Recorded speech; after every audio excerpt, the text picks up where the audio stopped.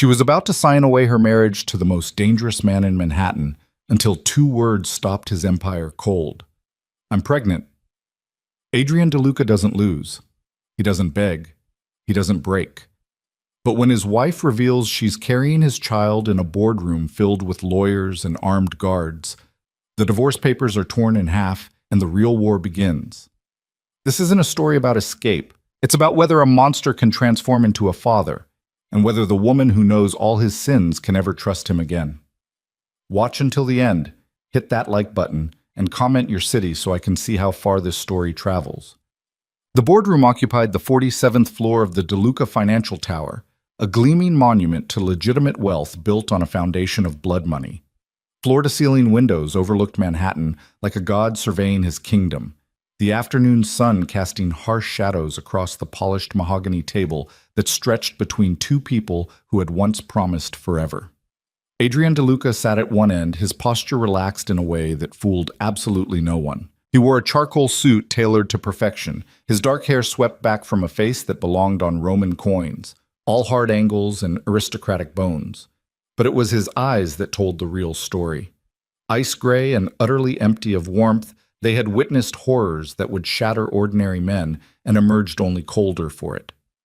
At the opposite end sat Lillian Hart, soon to be Hart again, once she signed the documents waiting before her. She had dressed carefully for this moment, choosing a cream blouse and navy slacks that said professional, controlled, finished. Her auburn hair was pulled into a neat chignon. Her hands, clasped on the table, didn't shake. She had practiced for this, rehearsed her composure until it became armor. 5 years of marriage condensed into a stack of legal documents. Between them sat 4 lawyers, 2 notaries, and the suffocating weight of everything left unsaid. Along the walls, 6 security guards stood at parade rest, their presence a reminder that Adrian DeLuca never went anywhere without protection. Or was it that no one was ever allowed to leave without permission? Lillian had learned the difference the hard way. James Corrigan, Adrian's lead attorney, cleared his throat. He was a thin man with silver hair and the moral flexibility that came from 30 years of representing New York's elite criminals. "Shall we proceed with the final signatures?" Adrian didn't respond. He simply lifted the Mont Blanc pen, a wedding gift from Lillian back when she still believed in symbols, and signed his name across the bottom of page 43 with a flourish that somehow managed to look both elegant and dismissive. The sound of expensive ink on expensive paper seemed obscenely loud. He set the pen down precisely in the center of the table, equidistant between them. The gesture said everything: your turn, your choice, your freedom. Except they both knew freedom was an illusion in Adrian DeLuca's world. Lillian's attorney, Margaret Chen, was the best divorce lawyer in Manhattan and had needed 3 meetings just to convince Lillian this was possible. "Mrs. DeLuca?" Her voice was gentle, encouraging. "Whenever you're ready." Lillian reached for the pen.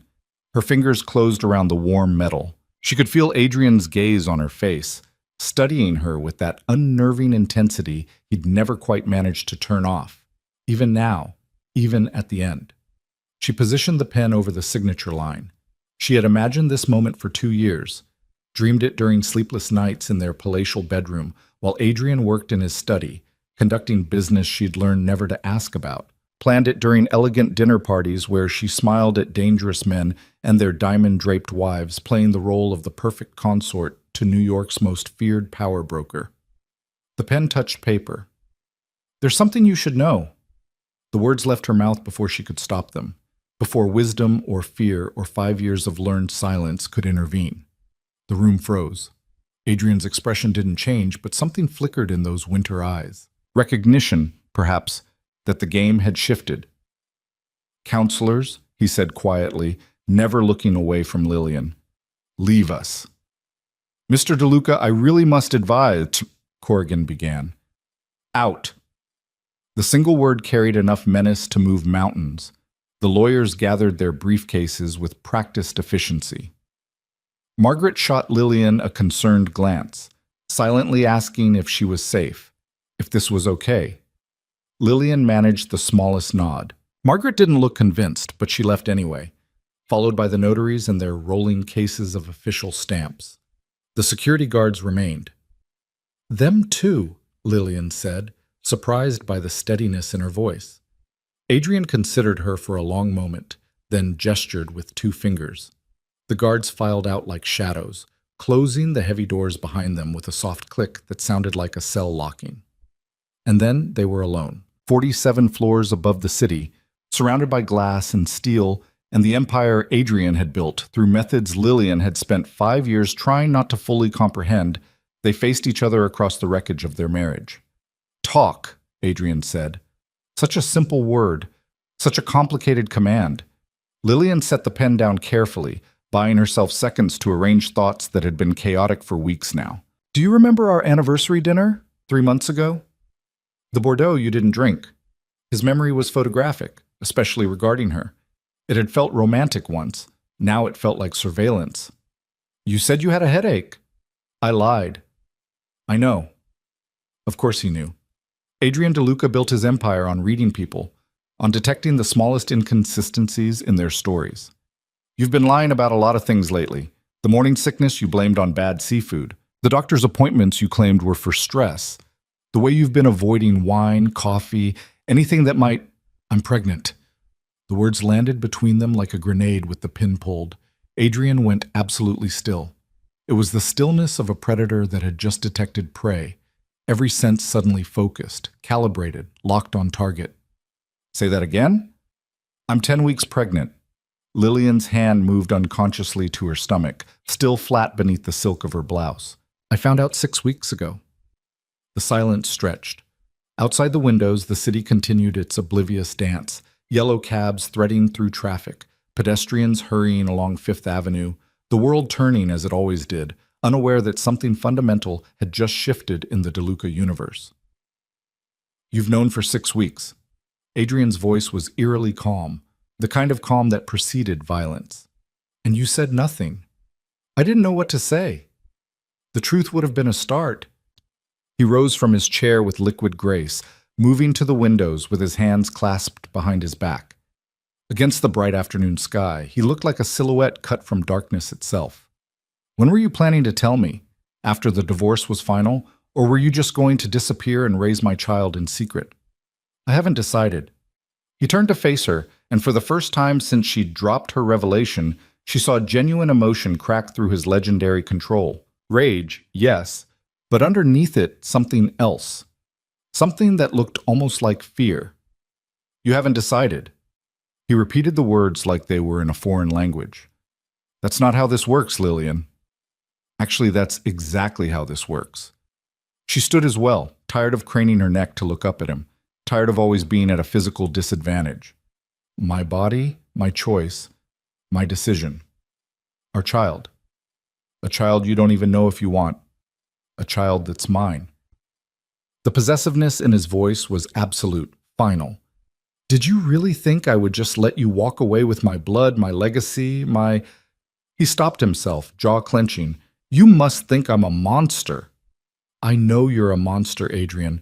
I've known for 4 years, 11 months, and 6 days. The precise number surprised even her. Apparently she'd been counting. "Ever since the night I woke up at 3 a.m. and found you in the study, washing blood off your hands." The memory hung between them. He'd told her it was nothing, an accident with broken glass. She'd pretended to believe him because believing felt safer than knowing. "And yet you stayed," he said softly. "For 5 years, you shared my bed, my home, my name. You hosted my associates, attended my functions, played the devoted wife to perfection. If I'm a monster, Lillian, what does that make you?" The question hit its mark. She'd asked herself the same thing 1,000 times during sleepless nights, during elegant dinners where she smiled at men who'd ordered deaths like other people ordered wine, during quiet moments when Adrian looked at her with something almost like love, and she wondered if she was seeing the man or the mask. "It makes me a coward," she answered. Someone who convinced herself that luxury was worth the price of her soul. Someone who told herself that the man she fell in love with was real, even when all evidence suggested otherwise. He was real. Adrian moved away from the windows, closing the distance between them with measured steps. "He is real. The man who brought you coffee in bed every Sunday. Who learned to cook pasta from scratch because you mentioned loving it once. who sat with you through your father's funeral and held you while you cried. That man exists, Lillian. He's just not the only one. That's the problem. She held her ground even as he approached, refusing to retreat. I can't live with only part of you. I can't share my life with a man who's gentle with me, but ruthless with everyone else. I can't raise a child in a world where armed guards are normal, and I'm never sure if you're coming home or... I always came home. Until the night you don't, her voice cracked. Until the enemies you've made decide to take what you took from them. Until some rival decides the best way to hurt Adrian DeLuca is through his family. I've lived in that fear for 5 years. I won't let my child live in it. He stood before her now, close enough that she could see the faint scar along his jawline from a knife fight when he was 19, close enough to smell his cologne, something expensive and understated, like everything about his carefully constructed public persona. Then what do you want? The question was raw, stripped of artifice. Name it, anything, everything. Just tell me what it takes to keep you here. I want you to walk away from it all. The empire, the business, the whole criminal operation that you've dressed up in legitimate corporate structures. I want you to choose us over power. You're asking me to dismantle everything my father built, everything I've spent 20 years maintaining and expanding. I'm asking you to be a father instead of a kingpin. Those aren't mutually exclusive. They are in any world worth living in. She held his gaze, refusing to look away. Your child deserves better than growing up as the heir to a criminal empire. Better than learning that power comes from fear and violence is just business. Better than becoming you. The words were cruel, and she knew it. But cruelty was sometimes the only language Adrian truly understood. He flinched as if she'd struck him. For a moment, just a heartbeat, his legendary control shattered completely, and she saw the wound beneath. Then the mask reformed, smooth as glass. Is that what you think? That I'd corrupt our child the way my father corrupted me? I think you'd love them.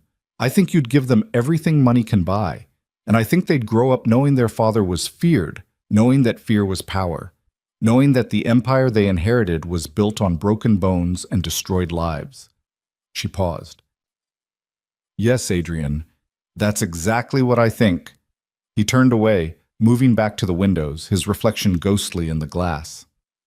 My father was a brutal man, vicious. He ran his empire through terror and taught me that mercy was weakness. By the time I was 16, I'd seen him kill 3 men with his bare hands for the crime of disrespect. Lillian had heard fragments of this before, late-night confessions whispered in the dark when Adrian's defenses were lowered by wine and intimacy. But never the full story. Never like this, in the harsh daylight of dissolution. He brought me into the business young, too young. Made me watch interrogations, participate in collections, prove myself worthy of the DeLuca name. Adrian's voice was distant, mechanical, reciting facts instead of memories. When I was 19, he gave me a gun and a name and told me to handle a problem. A rival who'd been encroaching on our territory. I killed my first man that night. Threw up for an hour afterward. My father laughed and told me it got easier. Did it? Yes. The single word hung in the air like an admission of damnation. By the time he died and I inherited his empire, killing had become just another business decision. Mercy became strategy. Violence became tool instead of crime. I told myself I was better than him because I chose negotiation over brutality when possible, because I built legitimate businesses alongside the illegal ones, because I valued loyalty more than fear. He turned to face her again, and his eyes held something she'd rarely seen, genuine vulnerability. But you're right. I'm still my father's son, still running his empire, still using his methods when necessary, still believing that power is the only real security in a world designed to destroy the weak. He paused. And I can't promise to be different. I can't promise to walk away from everything I am, everything I've built, just because you ask me to. Even for your child? I don't know how. The confession seemed to cost him something. This world, this life, it's all I know. It's who I am. You're asking me to cut out my own heart and somehow keep breathing. I'm asking you to choose, Lillian said quietly. The empire or your family, power or love, the life you've always known or the possibility of something better. And if I choose wrong, If I walk away and we're killed by enemies who smell weakness? If I dismantle my protection and someone takes revenge for old sins? How is that better for our child? At least they'd grow up with a father who tried to be good instead of one who perfected being terrible. The words landed like judgment. Adrian's jaw clenched, but he didn't argue. Couldn't argue, perhaps, because they both knew she was right. The afternoon sun had shifted, painting the boardroom in shades of amber and shadow. Somewhere in the building below, their lawyers were probably speculating, calculating, preparing for whatever came next. But up here, in this glass-walled cage of their own making, there was only truth. "I need proof," Adrian said finally. "Not because I don't believe you, because I need to see it, to know it's real." Lillian reached into her purse and withdrew a folded piece of paper. Medical stationery, official, and undeniable. She handed it to him without comment. Adrian unfolded it with careful precision, his eyes scanning the printed lines. Confirmation of pregnancy. 10 weeks gestation, estimated due date, doctor's signature and official stamp at the bottom. The paper trembled slightly in his hands, the only outward sign of whatever storm raged inside him. When he looked up, his eyes were wet. Not crying. Adrian DeLuca didn't cry, but wet nonetheless, as if tears were gathering behind walls of iron will, waiting for permission to fall. "Real," he whispered. "Real," she confirmed. He moved to the conference table and picked up the divorce papers, 43 pages of legal dissolution, and without ceremony or hesitation, tore them precisely in half. Then in half again. Then again, until they were confetti floating to the expensive carpet like snow. "What are you doing?" Lillian demanded. "What I should have done the moment you said you wanted to leave." He faced her with an expression she couldn't quite read. "Fighting for my family. Whatever that takes. However long it takes. You think I'm a monster? Maybe. But I'm a monster who loves you, who has loved you since you spilled coffee on me in that bookstore 5 years ago, and apologized with such genuine horror that I knew I'd found something rare. Love isn't enough, Adrian. No, but it's a start." He closed the distance between them again, this time stopping just out of reach, respecting the boundaries she'd drawn. "I can't promise to be perfect, can't promise to walk away from everything overnight, but I can promise to try, to change, to build something better for our child, for us. Promises are just words. Then I'll show you." There was steel in his voice now, the iron determination that had built an empire. "Every day, every choice, every moment. I'll prove that Adrian DeLuca can be more than his father's son. That the man you fell in love with isn't a lie or a mask, but something real that got buried under years of violence and survival." Lillian wanted to believe him. Some part of her, the part that still remembered Sunday morning coffee and learned Italian cooking and hands holding hers through grief, desperately wanted to believe him. But belief required more than words. It required evidence, action, transformation. "You'll come back to the estate," Adrian continued, "not as a prisoner, as my wife, my partner, the mother of my child. The doors will be unlocked.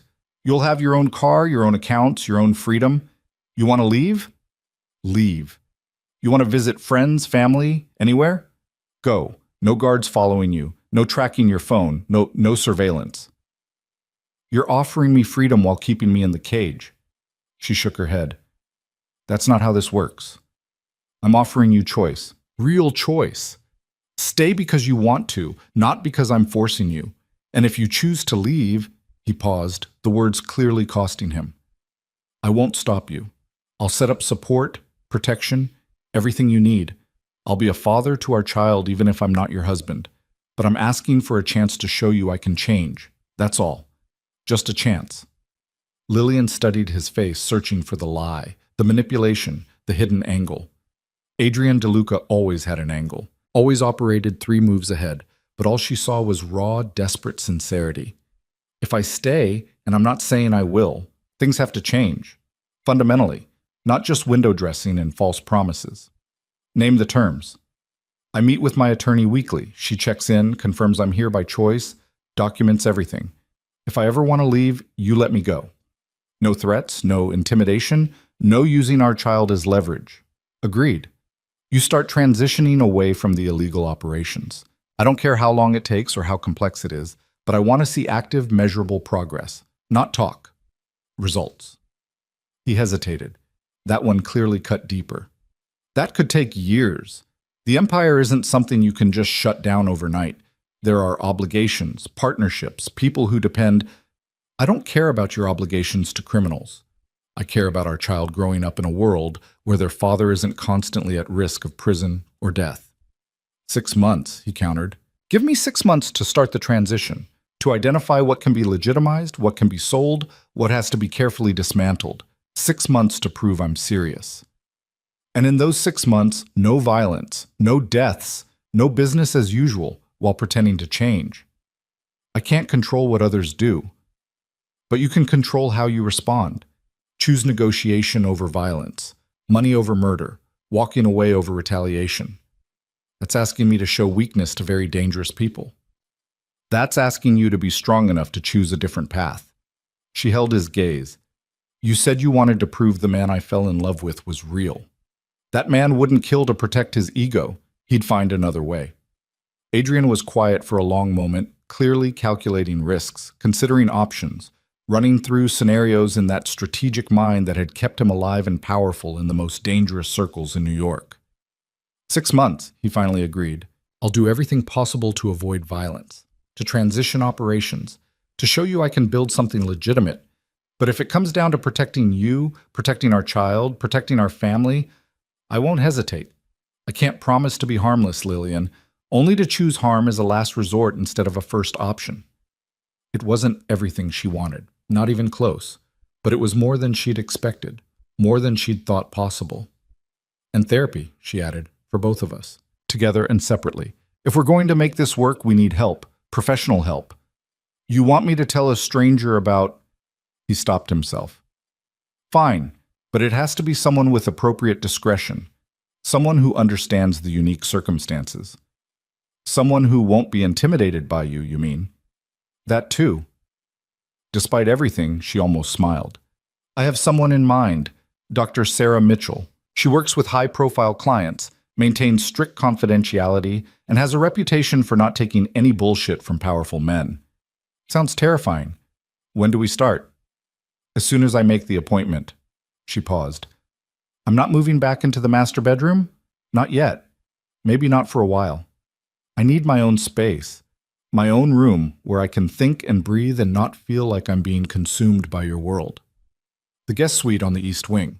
It has good light, a sitting area, its own entrance to the gardens. It's yours. He didn't even hesitate. Decorate it however you want. Change everything. Make it a space that feels safe. No cameras. No audio surveillance. No monitoring of any kind. Done.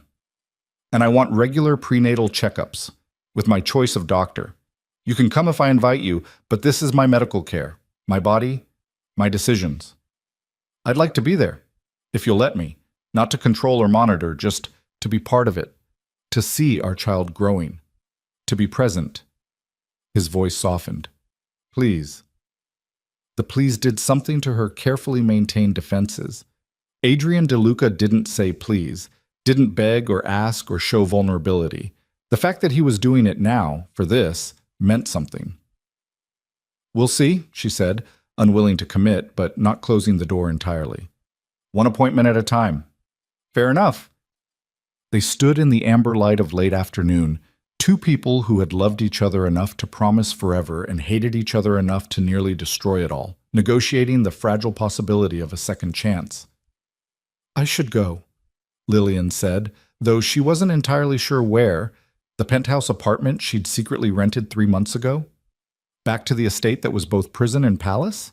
Somewhere else entirely? Come home with me, Adrian said. Not to the master bedroom, not to resume what we had. Just home. To start figuring out what comes next. We can have dinner, talk more, start making plans for... He gestured vaguely at her still flat stomach. For everything. No guards in the car. Just Marco. He's driven you for 3 years. And he's there for security, not surveillance. But if you'd rather drive yourself, Marco's fine. She'd always liked the older driver, one of the few people in Adrian's organization who treated her like a person instead of valuable property. Adrian pulled out his phone and sent a quick text. He'll bring the car around. We can leave through the private elevator. Avoid the lawyers and their questions. They'll have questions anyway. Let them question. We'll figure out what to tell them later." He paused, then added with the ghost of his old charm, "After all, we just dramatically tore up our divorce papers. Apparently we're staying married. That's going to require some explanation." "Apparently," she echoed. But as they gathered their things and prepared to leave the boardroom where their marriage had almost ended, Lillian couldn't shake the feeling that this was just the beginning of a much longer, much more complicated battle. Adrian DeLuca had agreed to change, had promised transformation and redemption and a better future for their unborn child. But promises were easy in glass towers overlooking the city.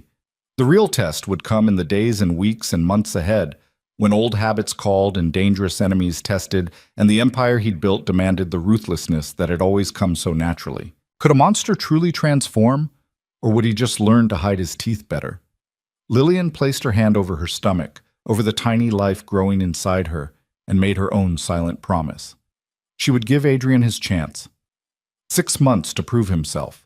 6 months to show that love could be stronger than legacy, that family could matter more than empire, that the man she'd fallen for in a bookstore 5 years ago was real enough to fight for.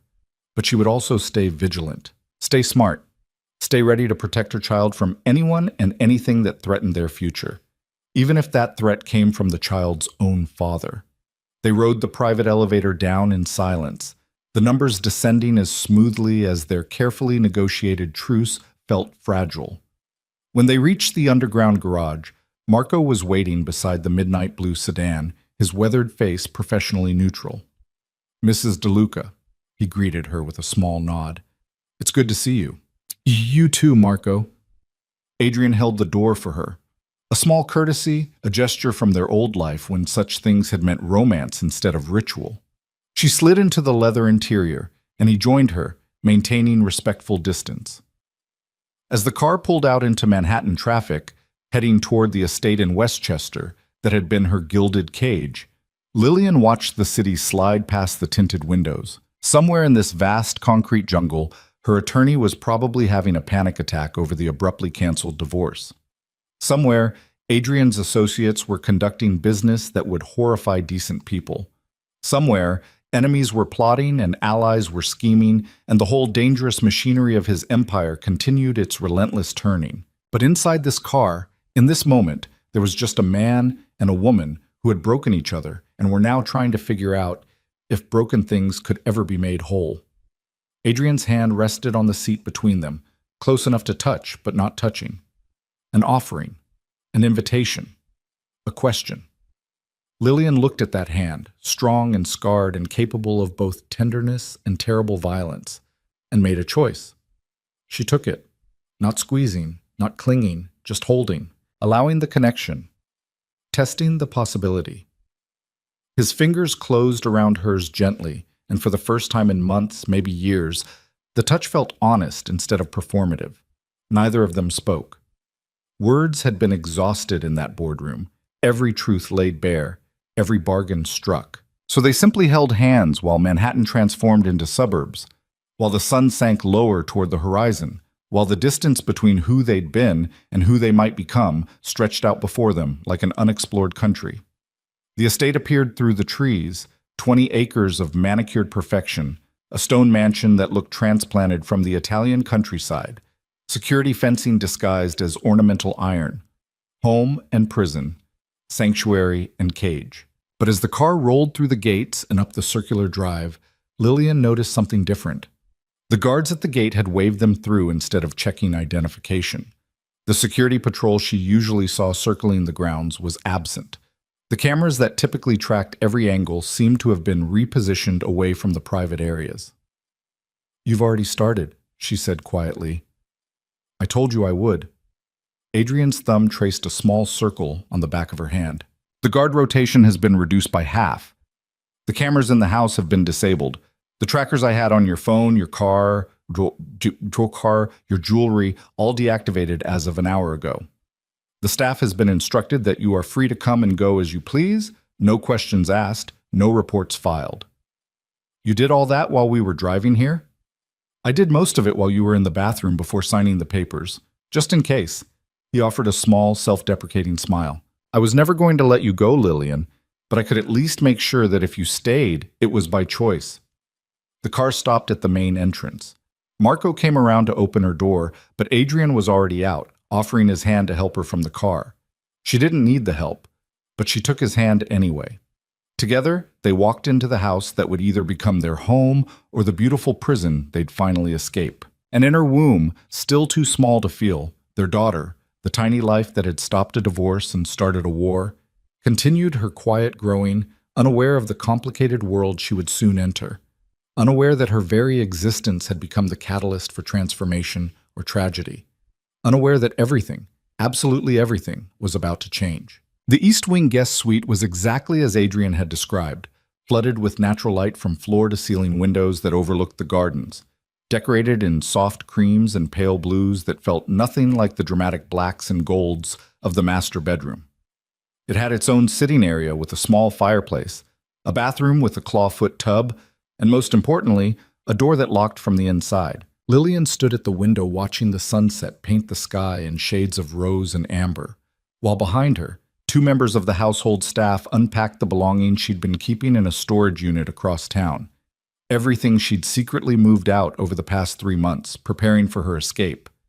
Now it was all coming back, filling the guest suite with fragments of the life she'd almost reclaimed.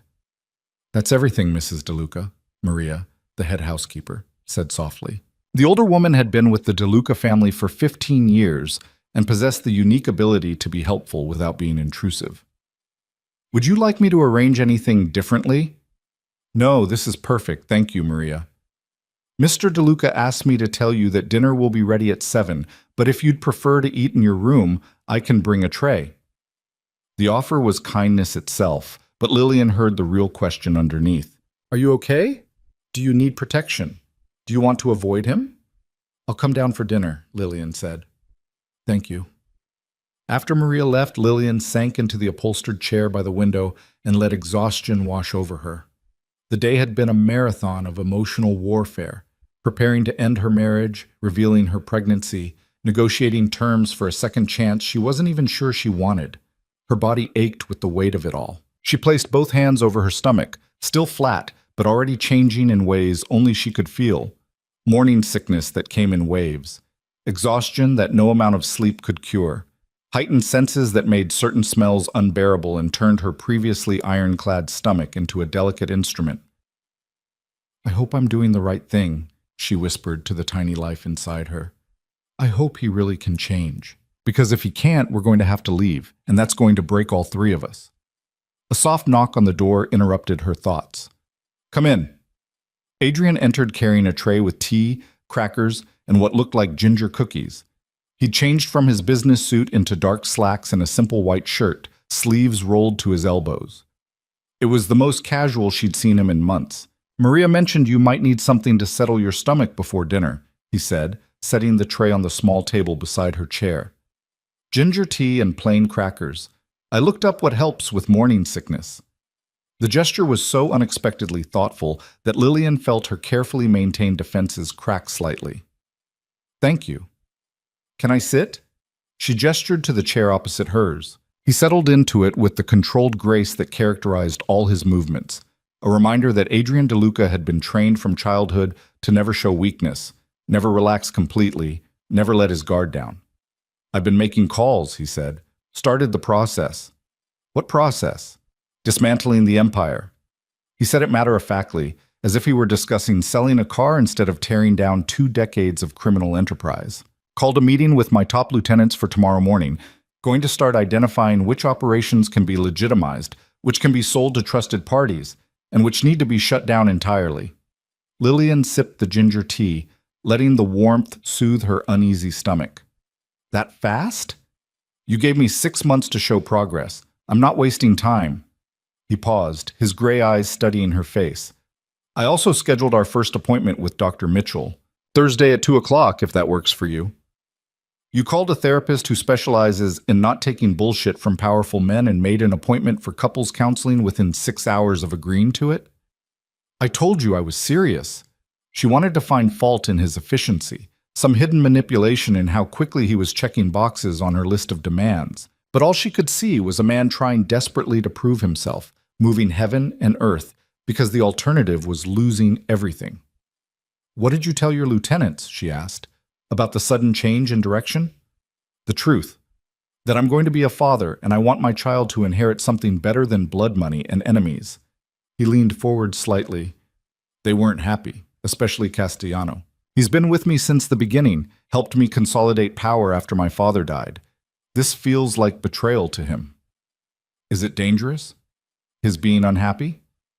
"Potentially. But Castellano is loyal to the De Luca name above all else. Once he understands this is about protecting the next generation, he'll fall in line." Adrian's expression darkened. "It's the others I'm worried about. The partners and associates who have built their own operations under the De Luca umbrella. They're going to see this as weakness, as opportunity." "To do what?" "To take what they think I'm abandoning, to test boundaries, to see if Adrian De Luca has gone soft." He met her eyes. "Which is why I need you to understand that the next 6 months are going to be dangerous. Not because I'm choosing violence, but because others might see my restraint as invitation." Lillian's hand moved instinctively to her stomach. "You're saying that trying to change puts us in more danger than staying the same would have?" "In the short term, yes. In the long term, if I can successfully transition to legitimate operations, we'll be safer than we've ever been. But there's going to be a period where I'm vulnerable, where we're vulnerable." He reached across the space between them, not quite touching, but close. "I will do everything in my power to protect you, both of you. I just need you to trust me." Trust. Such a small word for such an enormous ask. "I'm trying," she said honestly. "But trust isn't rebuilt in a day, Adrian, especially when you've spent years proving I couldn't trust you." "I know." He withdrew his hand, accepting the rejection with more grace than she'd expected. "Which is why I'm going to prove it through action instead of words. Starting with this." He pulled an envelope from his pocket and handed it to her. Inside were documents. Legal papers transferring ownership of multiple properties into her name exclusively. Bank accounts with staggering balances, access codes to safety deposit boxes, stock portfolios worth millions. "What is this?" she asked, though she could read the legalese clearly enough. "Insurance, independence, proof that you're not trapped." Adrian's voice was steady, but his eyes revealed something deeper, fear that this gesture might not be enough. "Everything there is yours. Your name only. No joint ownership, no access for me without your explicit permission. If you decide tomorrow or next month or 5 years from now that you want to leave, you'll have the resources to build whatever life you want." Lillian stared at the documents, at the evidence of wealth that represented true freedom. Adrian De Luca was handing her the keys to his kingdom, or at least a significant portion of it, with no strings attached. "This is tens of millions of dollars," she whispered. "Closer to 70, actually, and it's the cleanest money I have. Nothing in those accounts came from the operations we're shutting down. Legitimate investments, inheritance from my mother's family, profits from the legal businesses. It's yours." "Why?" "Because you asked me to prove I'm serious about change, because you need to know you have choices, and because—" He paused, something vulnerable flickering across his usually controlled features. "Because I love you, not the way my father loved my mother, as property, as proof of status, as something to be controlled. I love you the way you deserve, which means giving you the power to leave me." The words hit her harder than expected. All day she'd been braced for manipulation, for the version of Adrian who played chess with people's lives and always stayed 3 moves ahead. But this felt genuine, raw, the kind of honesty that cost something. "I don't know what to say." "Say you'll keep them. Use them however you want. Invest them, spend them, lock them away and forget about them. Just know they're there. Know you're not trapped." She folded the documents carefully and set them on the table beside her tea. "Thank you." "You're welcome." He stood, recognizing the dismissal in her tone. "I'll let you rest before dinner.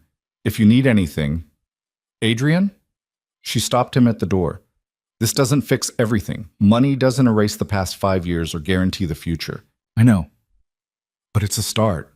A real start." Something in his expression softened, hope breaking through the careful control. "That's all I'm asking for. A chance to start over. To do it right this time." After he left, Lillian sat in the fading light and tried to process everything that had happened since she'd walked into that boardroom prepared to end her marriage. The pregnancy revelation, the torn divorce papers, the negotiated terms of their second chance, and now this, evidence that Adrian was willing to give up control, to hand her the power to destroy him financially if she chose. It should have felt like victory.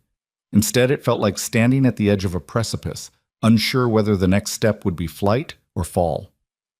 Dinner was served in the smaller dining room, the one they'd used early in their marriage when it was just the two of them, and elaborate dinner parties weren't yet routine. Maria had prepared something simple: grilled chicken, roasted vegetables, pasta with olive oil and herbs.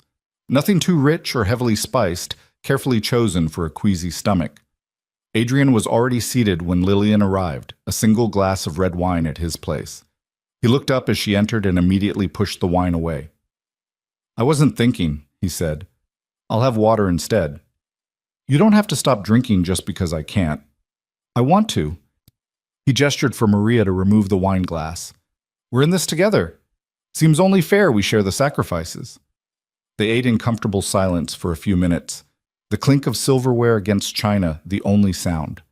It felt almost normal, almost like the early days when they were still discovering each other, before the weight of his world had crushed the lightness between them.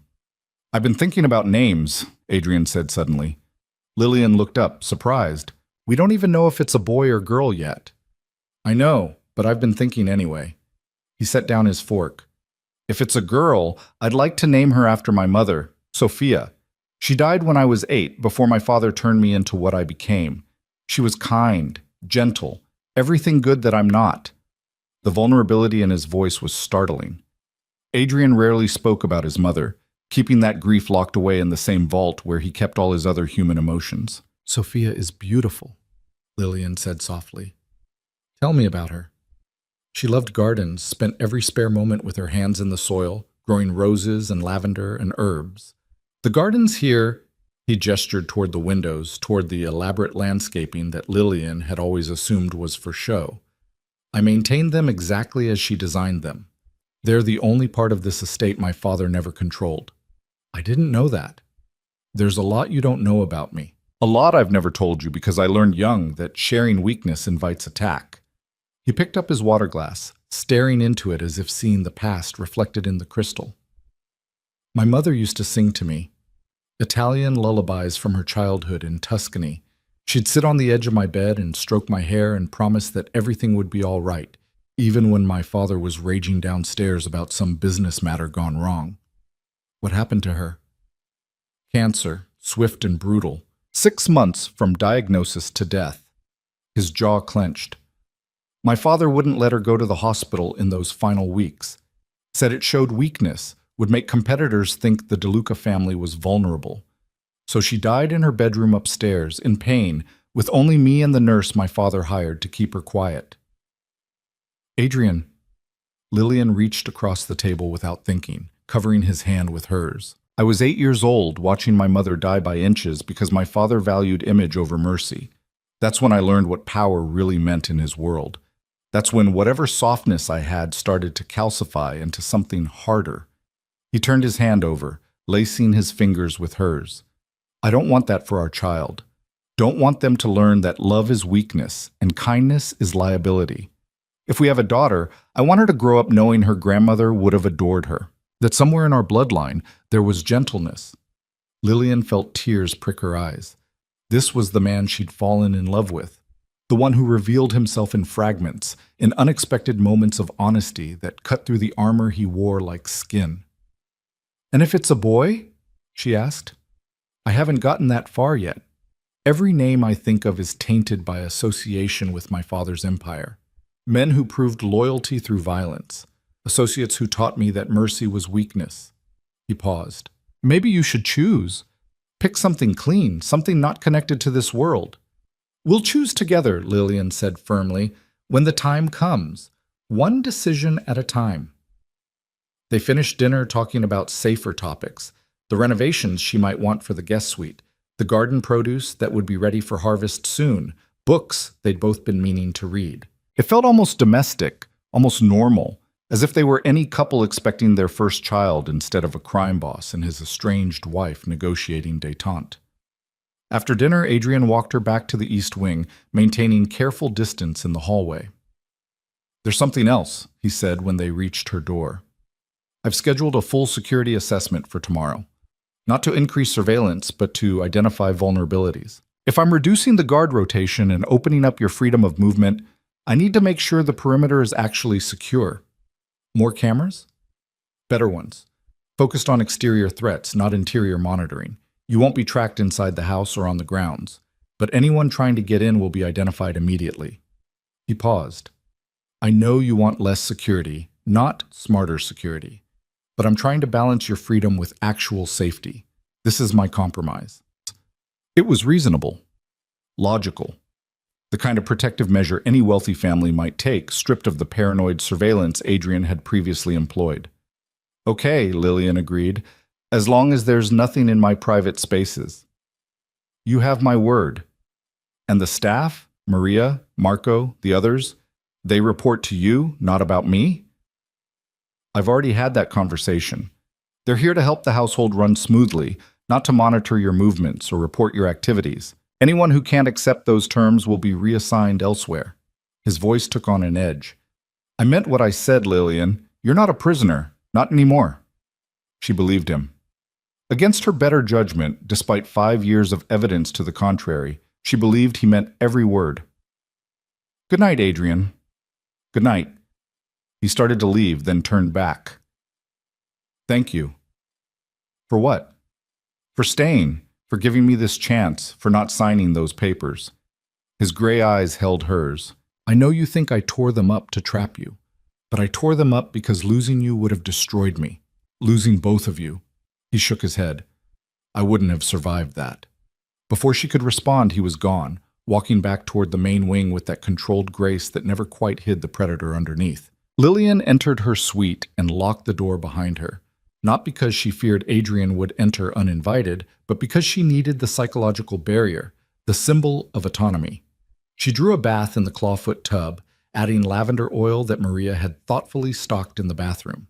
As she sank into the hot water, feeling her tense muscles begin to relax, she let herself think about everything that had changed in the span of a single day. This morning, she'd have been hours away from freedom. Tonight, she was back in Adrian's home, wearing his ring, carrying his child, and somehow negotiating a future that felt both terrifying and cautiously hopeful. The next 6 months would tell the story. Whether Adrian could truly dismantle his empire, whether he could choose family over power, whether the man who'd held her captive through fear and control could transform into someone worthy of her trust, and whether she could forgive him for the 5 years he'd stolen, the freedom he'd denied, the woman she'd been before he'd shaped her into something smaller. The water cooled around her as she processed it all. Finally, exhausted beyond measure, she climbed out and wrapped herself in the plush robe hanging on the bathroom door. In bed, in the darkness of her new private space, Lillian placed both hands over her stomach and made a promise to the tiny life growing there.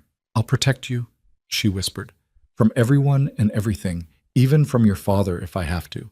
But I'm going to give him a chance to prove he can be more than what his father made him, because you deserve to know if the good parts of him are real." Sleep came slowly, and when it did, her dreams were filled with roses and lavender, Italian lullabies sung by a gentle woman she'd never met, and the ghost of the man Adrian might have been if his mother had lived and his father had loved him differently.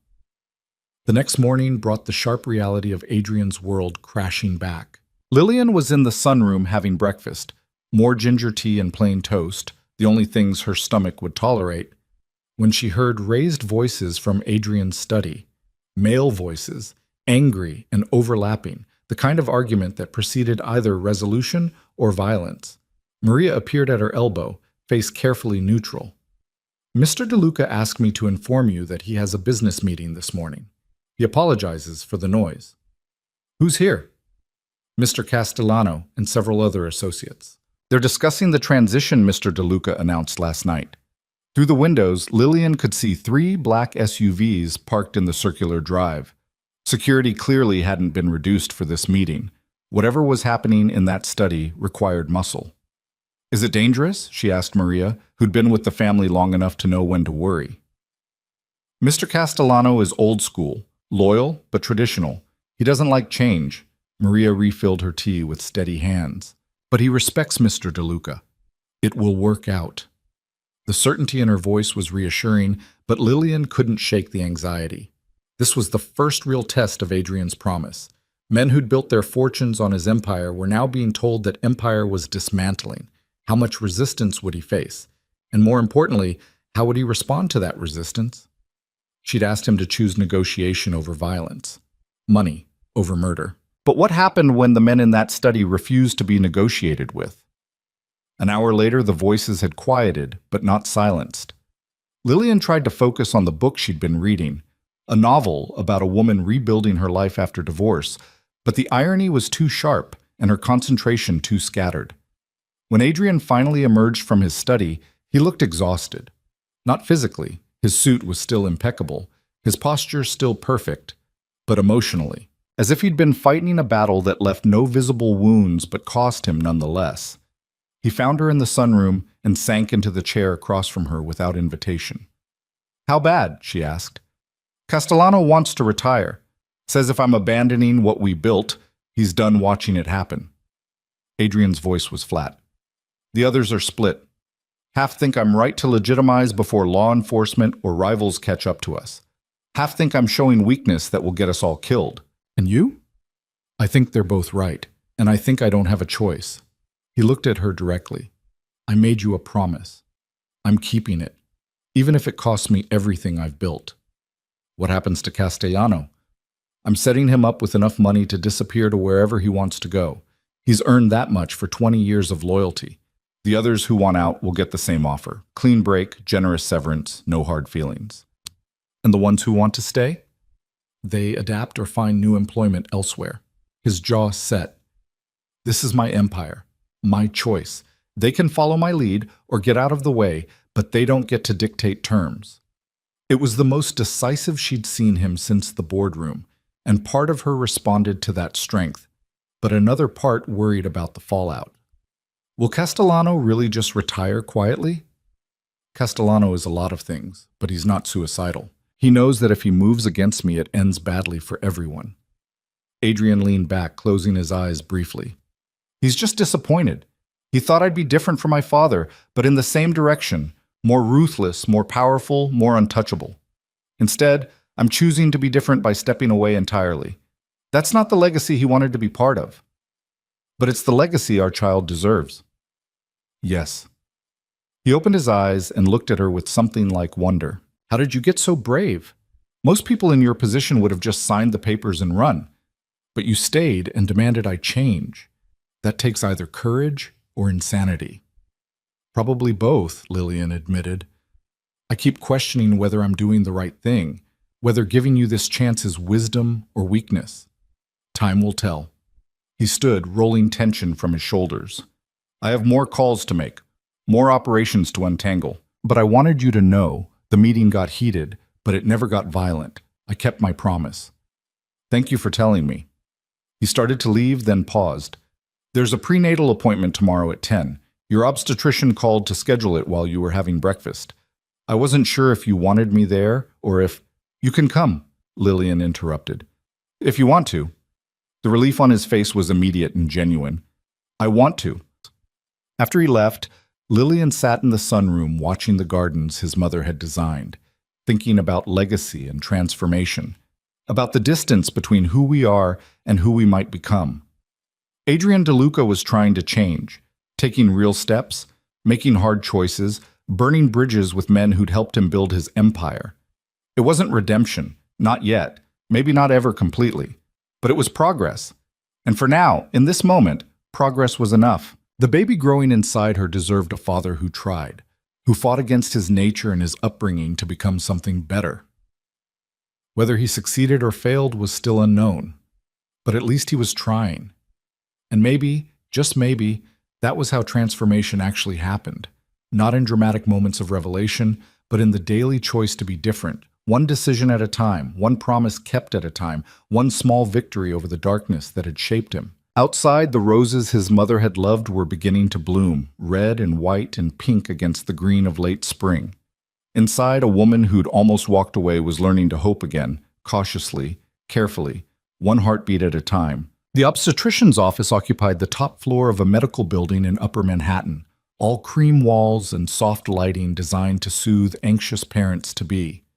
Lillian sat in the waiting room with Adrian beside her, watching him pretend to read a magazine about pregnancy nutrition while his leg bounced with barely contained nervous energy.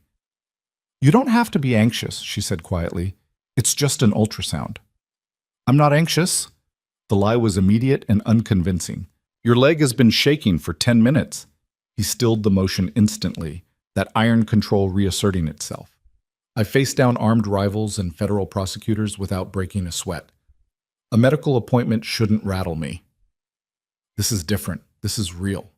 She reached over and took his hand, surprising them both. It's okay to be nervous about seeing your child for the first time. His fingers tightened around hers. What if something's wrong? What if the stress of everything, the divorce proceedings, the arguments, all of it, what if it hurt the baby? The vulnerability in his voice cracked something open in her chest. This was Adrian completely stripped of armor, revealing the terrified man underneath the crime boss facade. Dr. Patel is excellent. She'll tell us if there are any concerns. Lillian squeezed his hand. But I feel fine. Tired and nauseous, but that's normal. Everything is probably perfectly healthy. Probably isn't certainty. Nothing about parenthood is certain. You're going to have to get used to that. Before he could respond, a nurse called her name. They followed her down a hallway lined with photos of babies, tangible proof of successful outcomes, tiny faces that represented hope. Dr. Patel was a woman in her 50s with kind eyes and an efficient manner that Lillian had appreciated from their first meeting 3 months ago. She greeted them warmly, showed no reaction to Adrian's presence or the security guard who'd stationed himself discreetly in the hallway outside, and got straight to business. "How are you feeling, Lillian? Any concerns since we last spoke?" "Just the usual. Morning sickness, fatigue. Nothing alarming." "Good. And you must be the father." Dr. Patel extended her hand to Adrian, who shook it with careful courtesy. "Adrian DeLuca, thank you for seeing us on short notice." "Of course. First pregnancies deserve close monitoring." She gestured to the examination table. "Lillian, if you'll get comfortable, we'll take a look at this baby." Lillian settled onto the table while Adrian stood awkwardly to the side, clearly unsure of his role in this clinical space. Dr. Patel dimmed the lights and prepared the ultrasound equipment with practiced efficiency. "This will be cold," she warned, applying gel to Lillian's exposed stomach. The moment the transducer touched her skin, the monitor flickered to life with grainy black and white images that looked like abstract art. Dr. Patel moved the wand carefully, studying the screen with focused attention. "There," she said, pointing to a small shape that looked like a bean with a rapid flutter inside it. "Your baby. And there's the heartbeat." The sound filled the room, a quick, strong rhythm like horses galloping, impossibly fast and absolutely perfect. Adrian made a noise somewhere between a gasp and a sob. Lillian looked over to find him staring at the monitor with an expression of such profound wonder that she barely recognized him. Tears tracked down his face unchecked, and he made no attempt to hide them or wipe them away. "That's our baby?" His voice was wrecked, barely a whisper. "That's your baby," Dr. Patel confirmed, measuring right on schedule for 10 weeks. Heart rate is strong and steady at 168 beats per minute. Everything looks exactly as it should. "Can you tell the gender yet?" Lillian asked, even though she already knew the answer. "Not at this stage, but around 20 weeks we'll be able to see if you want to know." Dr. Patel took measurements, capturing images for the record. "You're due in early December, right around the holidays." December. A winter baby. Lillian tried to imagine herself 8 months pregnant, waddling through the estate with snow falling outside. Tried to picture Adrian as a father holding a newborn, being responsible for something infinitely more precious than his empire. The images were both terrifying and strangely hopeful. Dr. Patel printed out several ultrasound photos and handed them over. "These are yours to keep. I'll see you again in 4 weeks unless you have any concerns before then. Keep taking your prenatal vitamins, stay hydrated, and rest when your body tells you to rest." "Thank you," Lillian managed. Adrian couldn't seem to speak at all. He just stood there, holding the ultrasound photos like they were sacred texts, staring at the grainy images of their child. Back in the car, he still hadn't let go of the photos. Marco drove them through Manhattan traffic while Adrian sat in silence, occasionally looking down at the images in his hands. "Are you okay?" Lillian finally asked. "I didn't think it would feel like this." His voice was rough with emotion. "I knew academically that you were pregnant, that we were having a child, but seeing it, hearing the heartbeat, it became real in a way I wasn't prepared for. Welcome to parenthood. Nothing prepares you." "I've killed people, Lillian." The confession came out stark and brutal. "I've ordered deaths, sanctioned violence, done things that would horrify any decent person. And now I'm going to be responsible for this tiny, innocent life. How is that fair? How can someone like me deserve—" "Stop," she cut him off firmly. "You're not that person anymore, or you're trying not to be. That's what matters. Not who you were, but who you're choosing to become. What if I can't be different? What if all this effort to change is just performance and underneath I'm still my father's son? Then you'll have failed. And our child will grow up knowing their father tried and couldn't quite get there." She looked at him directly. "But at least you'll have tried. That's more than your father ever did." He absorbed that in silence, then carefully tucked the ultrasound photos into his jacket pocket, close to his heart. When they arrived back at the estate, Castellano's car was parked in the drive. The older man stood on the front steps, hands in his pockets, face grave. "I asked him to come by," Adrian said quietly to Lillian. "There are things we need to settle." "Do you want privacy?" "No, stay. You should hear this." They found Castellano in the study, the same room where he'd argued against Adrian's plans just 2 days earlier. He looked older somehow, the weight of 20 years in this life suddenly visible in the lines around his eyes. "You wanted to see me?" Adrian's tone was neutral, careful. "I wanted to apologize." Castellano's voice carried the rasp of too many cigars and too much whiskey. "I said things the other day that were out of line. Disrespectful. You're making a choice for your family, and I should have supported that instead of making it harder." Adrian gestured for him to sit, then settled into the chair behind his desk. Lillian took the seat by the window, a silent observer to this negotiation between old allies. "You weren't wrong to be concerned," Adrian said. "This is a radical shift. It affects everyone who's built their operations under our umbrella." "But it's the right shift." Castellano leaned forward, elbows on his knees. "I went home and thought about it, about my own kids, my grandchildren. What kind of legacy am I leaving them? Money earned from fear and violence? The knowledge that their grandfather was a criminal who happened to get away with it? You did what you had to do to survive. So did your father. Doesn't make it right." Castellano's eyes drifted to Lillian, then back to Adrian. "You got a chance to do better, to give your kid something clean. That's rare in our world. Probably unique. You'd be a fool not to take it." "I thought you wanted me to be more like my father. I wanted you to be strong like your father, decisive. But I never wanted you to be cruel like him, to value power over people." He paused. "Your mother would be proud of what you're doing. She always hated this life, hated what it did to you." Something shifted in Adrian's expression at the mention of his mother.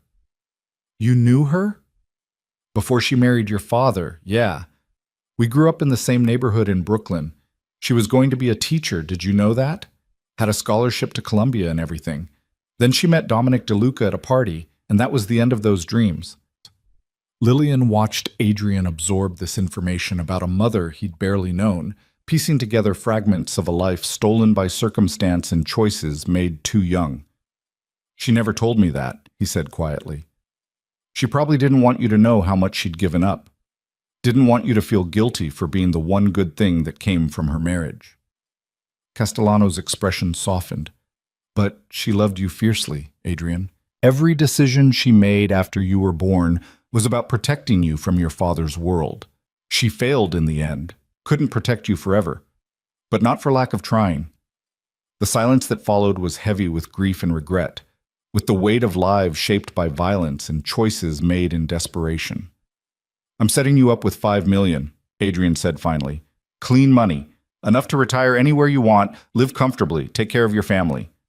"That's too much." It's exactly right. 20 years of loyalty deserves more than a handshake and a bus ticket. Adrian's tone brooked no argument. You've earned it. Take it. Disappear somewhere warm. Watch your grandkids grow up. Die of old age instead of bullets. Castellano's eyes grew wet. You're a good man, Adrian. Better than you think you are. I'm trying to be. After Castellano left, Adrian sat at his desk in silence, staring at nothing. Lillian moved to stand behind him, placing her hands on his shoulders. That was kind. What you did for him? It was practical. Generosity ensures loyalty even in departure. He won't cause problems if he's financially secure. It was also kind, she insisted. You can acknowledge good impulses without undermining them with strategy. His hand came up to cover hers on his shoulder. I don't know how to do that. How to separate the man from the calculation. It's all become so tangled. Then we'll untangle it, one choice at a time. She squeezed his shoulder gently. You have therapy tomorrow. Dr. Mitchell at 2 o'clock. That's a start. I'm not good at therapy, talking about feelings with strangers. Good thing Dr. Mitchell specializes in difficult men then. Despite everything, he almost smiled. That night, Lillian was reading in her suite when a soft knock interrupted her concentration. She opened the door to find Adrian holding a small wrapped box. I got you something, he said, looking almost shy. For the baby, technically, but I thought you should have it first. Inside the box was a silver locket on a delicate chain. When she opened it, one side held a tiny copy of that day's ultrasound photo. The other side was empty, waiting. The other side is for a photo of the baby after they're born, Adrian explained, so you can carry both versions, the promise and the reality. Lillian's throat tightened with emotion. This is beautiful. Can I put it on you? She nodded, turning so he could fasten the clasp. His fingers were gentle against her neck, careful not to catch her hair. When she turned back, he was standing close enough that she could see the silver flecks in his gray eyes. Thank you, she whispered. Thank you for letting me be part of today, for letting me see our baby, hear the heartbeat. I know I don't deserve... She stopped him with a finger to his lips. Stop saying you don't deserve things. Start proving you do deserve them. That's how this works. He kissed her finger gently, then stepped back, respecting the boundary she'd drawn. Good night, Lillian. Good night. After he left, she touched the locket resting against her collarbone, feeling the slight weight of it, the tangible proof of Adrian's capacity for tenderness. Maybe transformation was possible. Maybe people really could change if they wanted it badly enough, if the stakes were high enough, if love was strong enough to combat all the darkness they'd learned. Or maybe she was being naive. Maybe Adrian was just performing change, going through the motions while his fundamental nature remained unchanged. Time would tell. The next 6 months would reveal the truth. But tonight, wearing a locket that held her baby's first photograph, Lillian chose to hope. The next afternoon, they sat in Dr. Mitchell's office, a space designed to feel more like a living room than a clinical setting. Comfortable chairs instead of a couch, artwork on the walls, soft lighting that didn't feel harsh or judgmental. Dr. Sarah Mitchell was younger than Lillian expected, maybe 40, with dark hair pulled back in a simple bun and sharp eyes that seemed to see everything. She had a reputation for working with powerful clients, for maintaining absolute discretion while refusing to be intimidated. Thank you both for coming, she began, settling into her chair with a notepad. Let's start with what brought you here. Adrian and Lillian exchanged glances. Where to even begin? We almost got divorced, Lillian said bluntly. Had the papers ready to sign. Then I told him I was pregnant and everything changed. Changed how? He tore up the divorce papers, asked me to stay, promised to transform his entire life to be the father our child deserves. Dr. Mitchell turned to Adrian. And you? How would you describe what changed? I realize that power means nothing if you lose everything that matters. His voice was measured, careful. I've built an empire on fear and control, but fear and control don't make a family. They make a prison. I want something different for my child, for us. What kind of empire are we talking about? The kind that operates outside legal boundaries, Adrian answered without hesitation. Criminal enterprises hidden behind legitimate businesses. I've spent 20 years building it, and the last 2 weeks beginning to dismantle it. To her credit, Dr. Mitchell's expression didn't change. And Lillian, you stayed because you believe he can change? I stayed because he deserves the chance to try, and because our child deserves to know if their father can be more than what he was raised to become. Lillian's hands twisted in her lap. But I'm terrified I'm being naive, that I'm putting myself and my baby at risk by trusting him. Trust has to be earned, Dr. Mitchell said, especially when it's been broken. Adrian, help me understand what you're asking Lillian to trust. I'm asking her to trust that I can choose love over power, family over empire, that I can break the cycle my father started and become someone worthy of being a husband and father. He paused. I'm asking her to trust that the man she fell in love with is real, not just a mask I wore to trap her. Was it a mask? No. The answer was immediate. The man who brought her coffee and learned to cook pasta and sat with her through her father's funeral, that was real. But so was the man who ran a criminal empire and controlled her movements and turned love into possession. Both existed. Both exist. I'm trying to kill one and strengthen the other. You can't kill parts of yourself, Dr. Mitchell said gently. But you can choose which parts to feed, which impulses to follow, which version of yourself to become. They spent the next hour excavating the foundation of their relationship, how they'd met in a bookstore 5 years ago, when Lillian was working part-time while finishing her master's degree, and Adrian was shopping for a first edition for a client, how their courtship had been swift and intense, a whirlwind of romance that swept them both into marriage within 6 months. When did you first suspect his business wasn't legitimate? Dr. Mitchell asked Lillian. About a year into the marriage. There were too many late-night meetings, too many associates who carried themselves like soldiers, too many conversations that stopped when I entered the room. Lillian's voice was distant, remembering. Then one night I woke up to use the bathroom and found him in his study washing blood off his hands. He said he'd broken a glass. I knew he was lying, but I was too afraid to push. Afraid of what? Of confirming what I suspected, of having to make a choice I wasn't ready to make, of losing the life I'd built, the version of him I loved. She looked at Adrian. It was easier to pretend everything was fine than to face the truth. And when did the truth become undeniable? When the security increased, when guards started following me, when he put trackers on my phone and car and I realized I wasn't his wife anymore. I was his possession. Adrian flinched but didn't argue. Tell me about that decision, Dr. Mitchell said to him. When did you decide to monitor her? When rivals started making threats. When I realized that being married to me had painted a target on her back. His jaw clenched. I told myself it was protection, that the surveillance was necessary to keep her safe. But somewhere along the way, protection became control. I stopped seeing her as a partner and started seeing her as a liability that needed to be managed. How did that feel, Lillian? Being managed? Like dying by inches, like watching myself disappear into being Mrs. Adrian DeLuca instead of Lillian Hart, who had her own dreams and identity. Tears threatened, but she held them back. I went from being a person to being a role. The perfect wife, the elegant hostess, the woman who smiled at criminals and never asked questions. Is that when you decided to leave? That's when I started planning to leave. Actually, deciding took another year. Finding the courage took even longer. She looked at Dr. Mitchell. I know it sounds weak. I had resources, education, family I could have gone to. But leaving someone like Adrian isn't just walking out the door. It's warfare. And I needed to be strategic. You needed to survive, Dr. Mitchell corrected. There's no weakness in that. They scheduled another session for the following week and left with homework. Individual journals documenting their feelings, their fears, their hopes for what their family could become.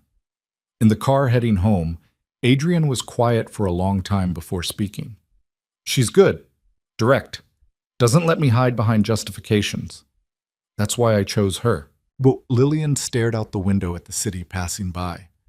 Do you think this can work? Therapy and good intentions and promises to change?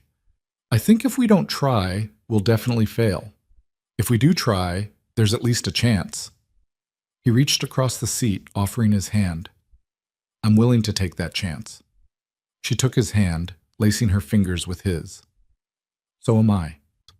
That evening, sitting in her suite with her journal open, Lillian tried to articulate the tangle of emotions fighting for dominance. Fear that she was being foolish, hope that change was possible, Love for the man Adrian could be warring with anger at the man he'd been. And underneath it all, fierce protectiveness for the tiny life growing inside her, the innocent child who would either be blessed with a transformed father or cursed with a monster in disguise. She wrote late into the night, filling pages with honesty she hadn't allowed herself in years. When she finally set the pen down, her hand was cramping and her eyes were tired, but her heart felt lighter. Across the estate, Adrian sat in his study with his own journal, staring at the blank page for over an hour before finally writing 2 sentences that felt like ripping open his chest. I am terrified of failing them. I am even more terrified of succeeding and discovering I don't know how to be the man they need. Outside, the gardens bloomed in the darkness. Roses his mother had planted 2 decades ago, continuing their cycle of growth and renewal, living proof that beauty could survive in soil stained by violence. And inside the estate, 2 broken people were learning that redemption didn't come in dramatic moments, but in small daily choices, in showing up even when terrified, in choosing love even when power was easier. The road ahead was long and uncertain. The past was heavy with sins that couldn't be erased. But for the first time in 5 years, the future held possibility instead of just dread. And that fragile, tentative possibility was enough to keep them both fighting for something better. One day at a time. One choice at a time, one small victory over the darkness at a time. The baby growing between them didn't know about empires or crimes or complicated histories, didn't know about the violence that had funded the estate or the fear that had defined their marriage. All that tiny heart knew was the steady rhythm of its own beating, the promise of life, the possibility of becoming. And maybe that was the lesson they both needed to learn, that becoming was always possible no matter how dark the past. That transformation was a choice, renewed every day, in every moment, with every decision. That love, real love, wasn't possession or control. It was setting someone free and hoping they chose to stay anyway. 3 months passed in a rhythm of cautious progress and unexpected setbacks, of therapy sessions that excavated old wounds and quiet evenings where they learned to be in each other's presence without the weight of their history crushing every moment. Lillian's body changed in ways both beautiful and uncomfortable. By 20 weeks, her belly had rounded into an unmistakable curve, and the baby had started making its presence known through gentle flutters that gradually intensified into actual kicks. She was standing in the nursery, a room Adrian had begun preparing without asking, instinctively knowing she'd want it close to her suite, when she felt the strongest movement yet. "Oh!" she gasped, hand flying to her stomach. Adrian looked up from the crib he was assembling, immediately alert. "What's wrong?" "Nothing's wrong. The baby just kicked. Really kicked." She pressed her hand more firmly against the spot. "Here, feel this." He crossed the room in 3 strides, hesitating just before touching her. "Are you sure?" "I'm sure." His hand settled on her belly, large and warm through the thin fabric of her shirt. They stood there for a long moment, waiting. Then it happened again, a distinct thump against his palm. Adrian's eyes went wide. "That's real. That's actually our baby, very much alive and apparently practicing for a soccer career." She smiled despite herself at the wonder on his face. "It's stronger than I expected." "She's strong." The pronoun slipped out before Lillian could stop it. Adrian's gaze snapped to hers. "She, you know? We have the 20-week ultrasound tomorrow. Dr. Patel said she'd tell us the gender if we wanted to know." Lillian placed her hand over his, both of them feeling their daughter move beneath their palms. "I've been having dreams. Always a girl. Always with dark hair like yours." "Sophia," he whispered. "If it's a girl, can we name her Sophia? After your mother?" "Yes." The answer felt right, felt like honoring something good that had been lost too soon. Sophia de Luca. They stood together in the half-finished nursery, connected by the life moving between them, and for a moment the past didn't matter. Only this present, this possibility, this tiny person who would either be raised by parents who'd learned to love each other again, or by 2 people who'd tried and failed but at least had given everything to the attempt. The next morning brought the anatomy scan, a detailed ultrasound that would confirm everything was developing normally and reveal whether Lillian's dreams had been prophetic or just wishful thinking.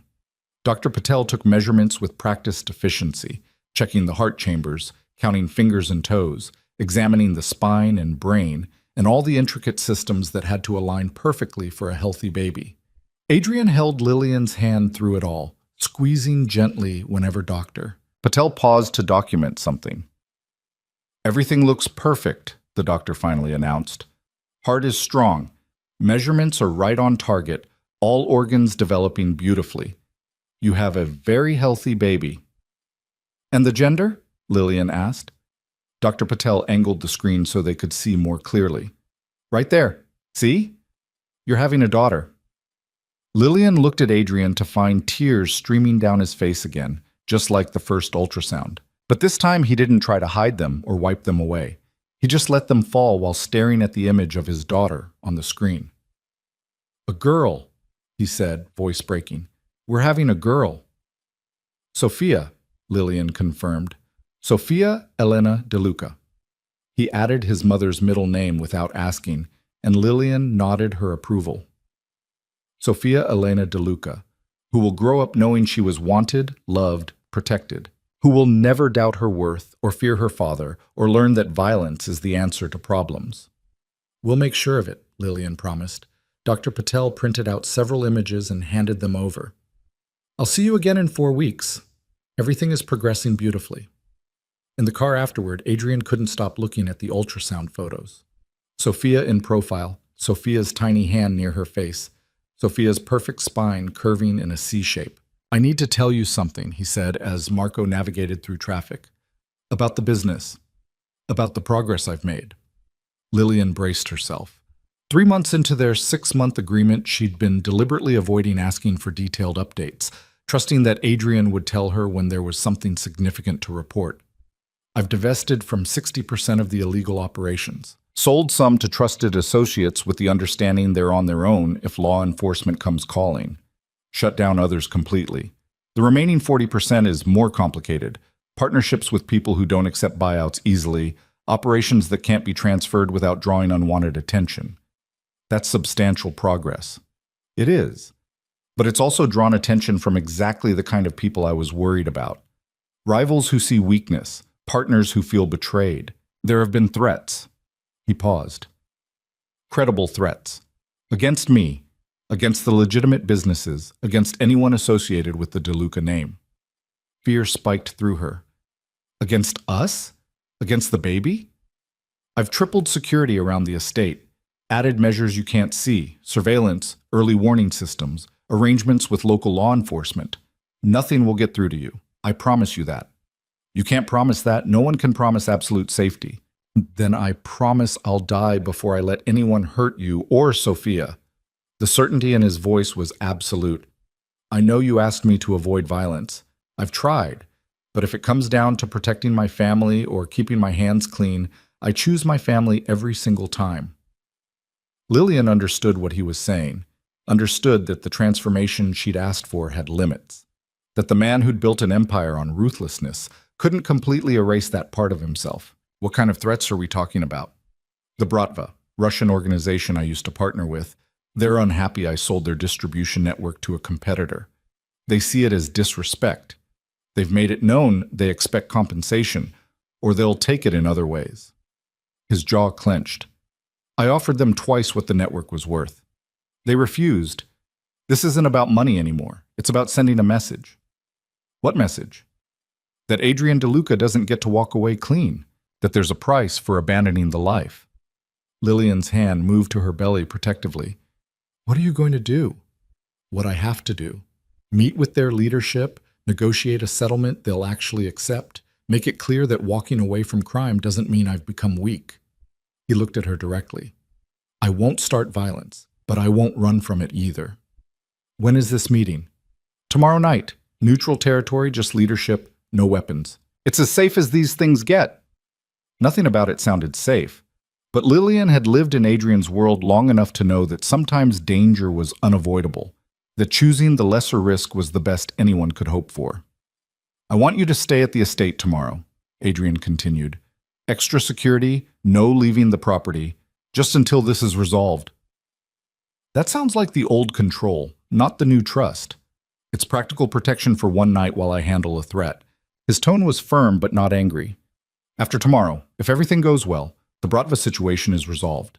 and we're one step closer to being completely legitimate. I need you to work with me on this." She wanted to argue, to insist that she wouldn't be controlled even temporarily. But she was 6 months pregnant with his daughter, and the threats weren't theoretical anymore. They were real, credible, dangerous. "One night," she agreed. "But you come home, Adrian. Whatever happens in that meeting, you walk away and come home to us." "I will. Promise me." "I promise." The next evening crawled by with agonizing slowness. Lillian tried to read, to watch television, to do anything that would distract her from the fact that Adrian was in a room with men who might decide killing him was easier than negotiating with him. Maria brought dinner to her suite, stayed to chat for a while, clearly assigned to keep her company, but doing it with enough grace that it didn't feel like babysitting.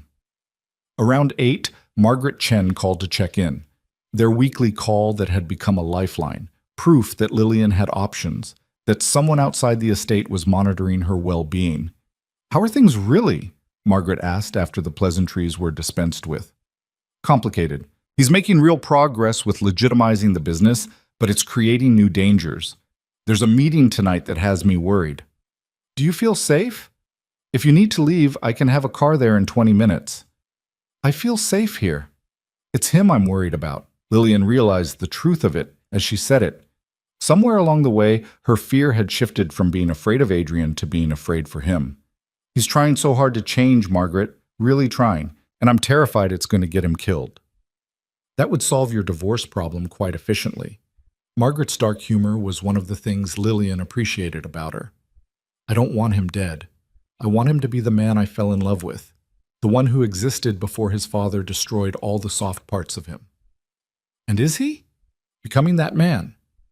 "He's becoming something. I'm not sure what yet, but it's different from what he was." She paused. "We're having a girl. We found out yesterday." "Congratulations. That's wonderful news. Her name is Sophia, after his mother, and I'm terrified of bringing her into this world, into his world, even though he swears it won't be his world much longer." "Fear is normal. You're about to become a mother while your husband dismantles a criminal empire and tries to avoid getting killed in the process. Anyone would be terrified." They talked for another 20 minutes before Margaret had to go. After hanging up, Lillian paced her suite, checking her phone obsessively, even though she knew Adrian wouldn't call during the meeting. 9 o'clock came and went, then 10. By 11, she was sitting by the window watching the driveway, jumping at every car sound in the distance.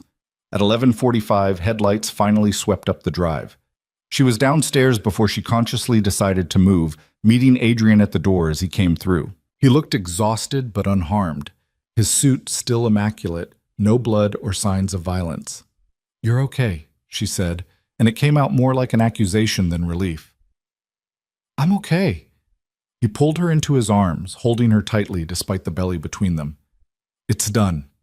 We reached an agreement. They get a percentage of the legitimate businesses for the next 5 years, then we're square. No retaliation, no further claims, clean break." "But you gave them part of your legitimate businesses?" "Small price for peace, and it's structured so their stake diminishes over time. By year 5, they're out completely and I own everything free and clear." He pulled back to look at her face. "I kept my promise. I came home. I was terrified. I know. I'm sorry." He kissed her forehead gently. "But it's over. The Bratva are satisfied, that threat is neutralized, and we're one major obstacle closer to being completely clean." They stood in the foyer holding each other while the grandfather clock chimed midnight. Somewhere in her belly, Sophia kicked against Adrian's stomach, reminding them both what they were fighting for. "Come upstairs," Lillian said quietly. "Not to the master bedroom. Just come sit with me for a while. I don't want to be alone right now." He followed her to the East Wing suite, to the sitting area where they'd had tea that first night back. She curled into one corner of the small sofa, and he took the other end, close but not crowding. "Tell me about your mother," she said. "Not the sad parts. The good memories." Adrian was quiet for a moment, reaching back through decades of grief to find joy. She had this laugh, bright and surprised, like she couldn't quite believe something was funny, but delighted by it anyway. She'd cover her mouth when she laughed, like she was embarrassed by her own joy. What made her laugh? "Silly things. I love Lucy reruns. My father attempting to cook and failing spectacularly. Me trying to pronounce Italian words and mangling them.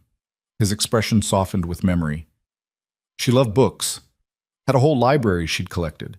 First editions and signed copies and books so worn from reading that the spines were broken. She used to read to me every night, even after I got too old for bedtime stories. We'd sit in her sitting room and she'd read whatever she was currently obsessed with. Mysteries, romances, biographies of artists. She sounds wonderful. She was. And she would have loved you. He looked at Lillian directly. She would have been grateful that Sophia has a mother who fights for her, who demands better, who won't settle for a father who's only half present. I wish I could have known her. Me too. She would have told you stories about what I was like as a boy, before everything went dark. Would have shown you photos of me missing teeth and covered in mud from the gardens. Would have been thrilled about becoming a grandmother. Sophia chose that moment to kick particularly hard, visible even through Lillian's shirt. Adrian's eyes tracked the movement, wonder spreading across his face. "Can I?" he asked, gesturing to her belly. She nodded and he moved closer, placing both hands where Sophia was most active. Their daughter responded immediately, pushing against his palms like she recognized her father's touch. "She's so strong," he marveled. "Takes after you." "I hope she takes after you. Your strength is harder earned, more real." His hands spread wider, trying to feel as much of their daughter as possible. "I want her to have your courage, your ability to demand what you deserve, your refusal to accept less than your worth. And I want her to have your determination, your ability to change when change is necessary, your love of your mother's gardens and Italian lullabies and first edition books."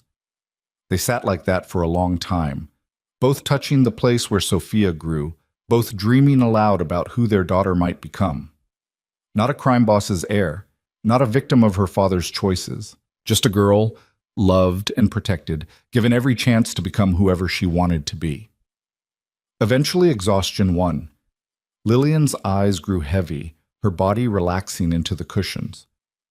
"I should go," Adrian said softly. "Let you sleep." "Stay." The word came out before she could question it.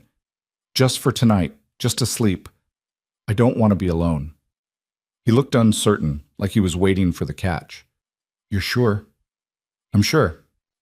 They moved to the bed, Lillian on her usual side and Adrian on the other, a careful distance between them. She turned off the light, and darkness filled the room, broken only by moonlight through the windows. "Adrian," she said into the darkness, "thank you for coming home tonight, for keeping your promise. Thank you for waiting for me, for caring if I came home at all." Silence settled over them, comfortable and peaceful. Lillian was drifting toward sleep when she felt Adrian's hand find hers in the darkness, their fingers intertwining. She squeezed gently, and he squeezed back. They fell asleep like that, holding hands across the space between them, connected by touch and hope and the tiny life that had somehow become their bridge back to each other. The next morning, Lillian woke to find Adrian already gone, a note on his pillow written in his precise handwriting. "Had early meetings. Didn't want to wake you. Thank you for last night, for everything. A." She held the note for a long moment, then tucked it into the drawer of her nightstand alongside the ultrasound photos and the locket he'd given her months ago. Evidence of transformation, proof of progress, small pieces of hope accumulated over time. At her next therapy session, Dr. Mitchell asked about the shift she sensed in their dynamic. "Something's changed," the therapist observed. "You're sitting closer together today, more relaxed." Lillian glanced at Adrian, who sat beside her on the couch instead of in the separate chair he'd occupied during previous sessions. "We slept in the same bed last night, first time in almost a year. How did that feel?" "Safe," Lillian answered, which surprised me. I expected to feel anxious or trapped, but I just felt safe. "And you, Adrian? How did it feel for you? Like coming home after being in exile?" His voice was rough with emotion. "Like, maybe I haven't lost everything, after all." "You're both making remarkable progress. The work you're doing individually and together is creating real change." Dr. Mitchell set down her notepad. "But I want to address something. Adrian, you've been extremely focused on external change, dismantling the business, creating financial security for Lillian, proving through action. But are you doing the internal work, addressing the trauma that created the need for control in the first place? He shifted uncomfortably. I journal. I think about my patterns. I try to choose differently. That's a start. But have you grieved? For your mother, for your childhood, for the man you might have been if your father hadn't broken you? The question landed like a physical blow. Adrian's hands clenched, his jaw tight. Grief is a luxury. It doesn't change anything. But grief is necessary. It's how we process loss and make peace with what can't be changed. Dr. Mitchell leaned forward slightly. You're trying to transform while carrying the full weight of your past. Eventually that weight will crush you, or you'll have to set it down. I don't know how to set it down. Then let's start learning. Together, in our individual sessions, we'll begin unpacking the grief you've been carrying since you were 8 years old, watching your mother die. After the session, in the car heading home, Adrian was quiet for so long that Lillian thought he might not speak at all. She's right, he finally said, about the grief. I've never dealt with it, just buried it under layers of anger and ambition and the need to prove I was stronger than the pain. It's not too late to deal with it now. What if opening that door destroys me? What if I start grieving and can't stop? Then I'll be there while you fall apart, and I'll help you put the pieces back together. She took his hand. That's what partners do. They hold each other through the breaking because they know breaking is sometimes necessary for healing. He raised her hand to his lips, kissing her knuckles gently. I don't deserve you. Stop saying that. Start being someone who does deserve me. That's the whole point. By the time they reached the estate, Sophia was kicking up a storm, as if she could sense her father's emotional turmoil and wanted to remind him she was there, she was real, she was reason enough to keep fighting. She's active today, Adrian observed. She's been active all week. I think she's running out of room in there. Lillian placed his hand on the spot where Sophia's foot was most definitely pushing. Feel that? That's her heel. How can you tell? Practice. I've been carrying her for 6 months. You learn to read the topography. She guided his hand to another spot. And that's probably her back. She's curled up like this. Lillian demonstrated with her other hand, showing the curve of their daughter's position. Adrian's eyes went soft watching her explain their daughter's position. You're going to be an amazing mother. We're going to be amazing parents, she corrected. Together, both of us. That's the plan. That's the plan, he agreed. And for the first time since this all began, Lillian truly believed it might actually work. Not because Adrian had magically transformed into someone perfect. Not because their past was erased or their problems solved. But because they were both choosing every day to fight for something better than what they'd had. Because grief didn't have to be the end of the story. It could be the beginning of healing.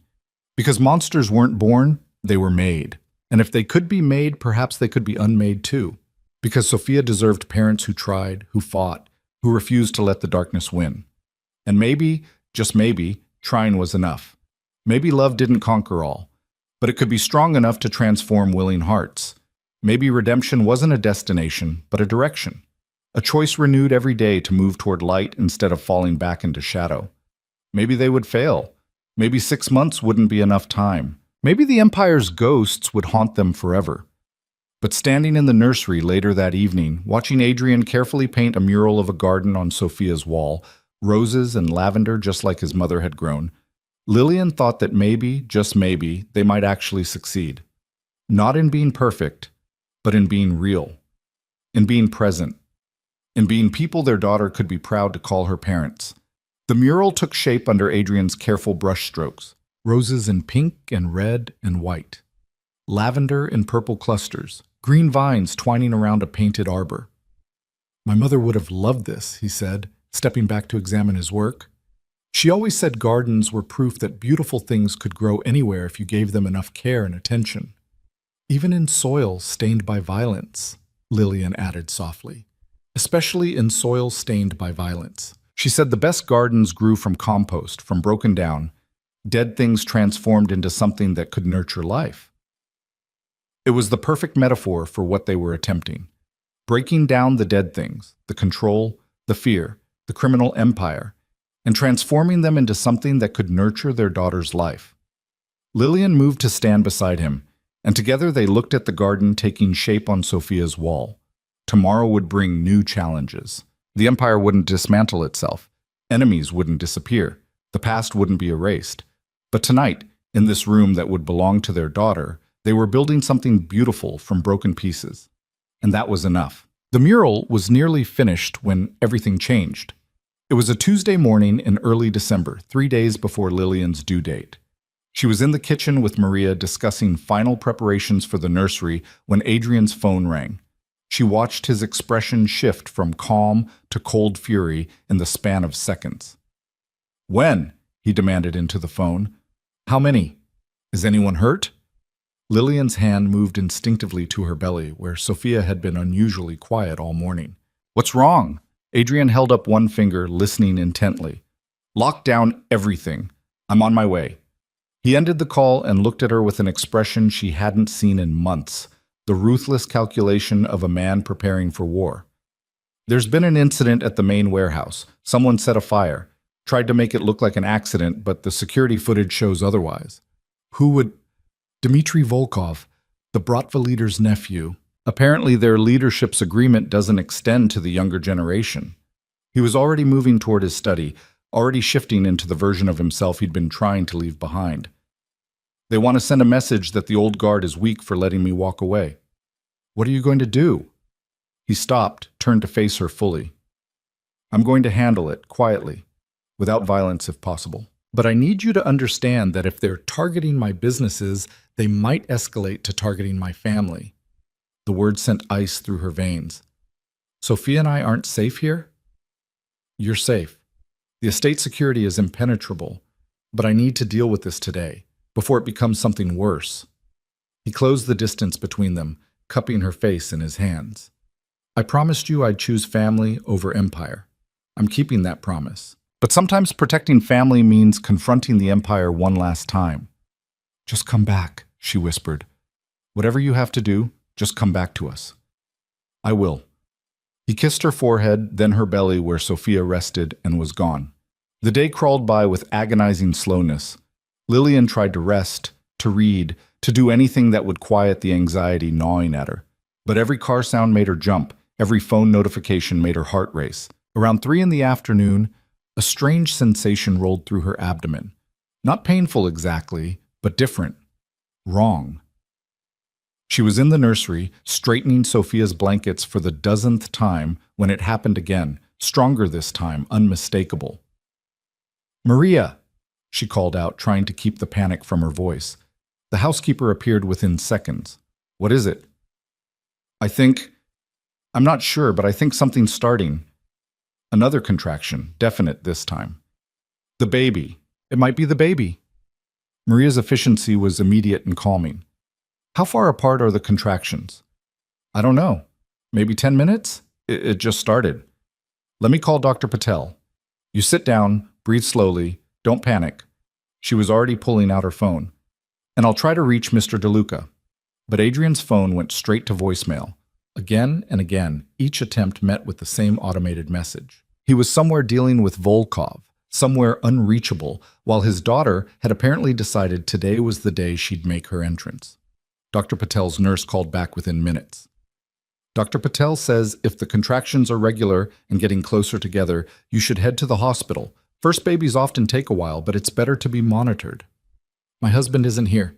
He's dealing with a business emergency and I can't reach him." "Do you have someone who can drive you?" "Yes. Marco, our driver." "Then have him bring you in. We'll keep trying to reach your husband." The contractions intensified as Marco drove her through Manhattan traffic.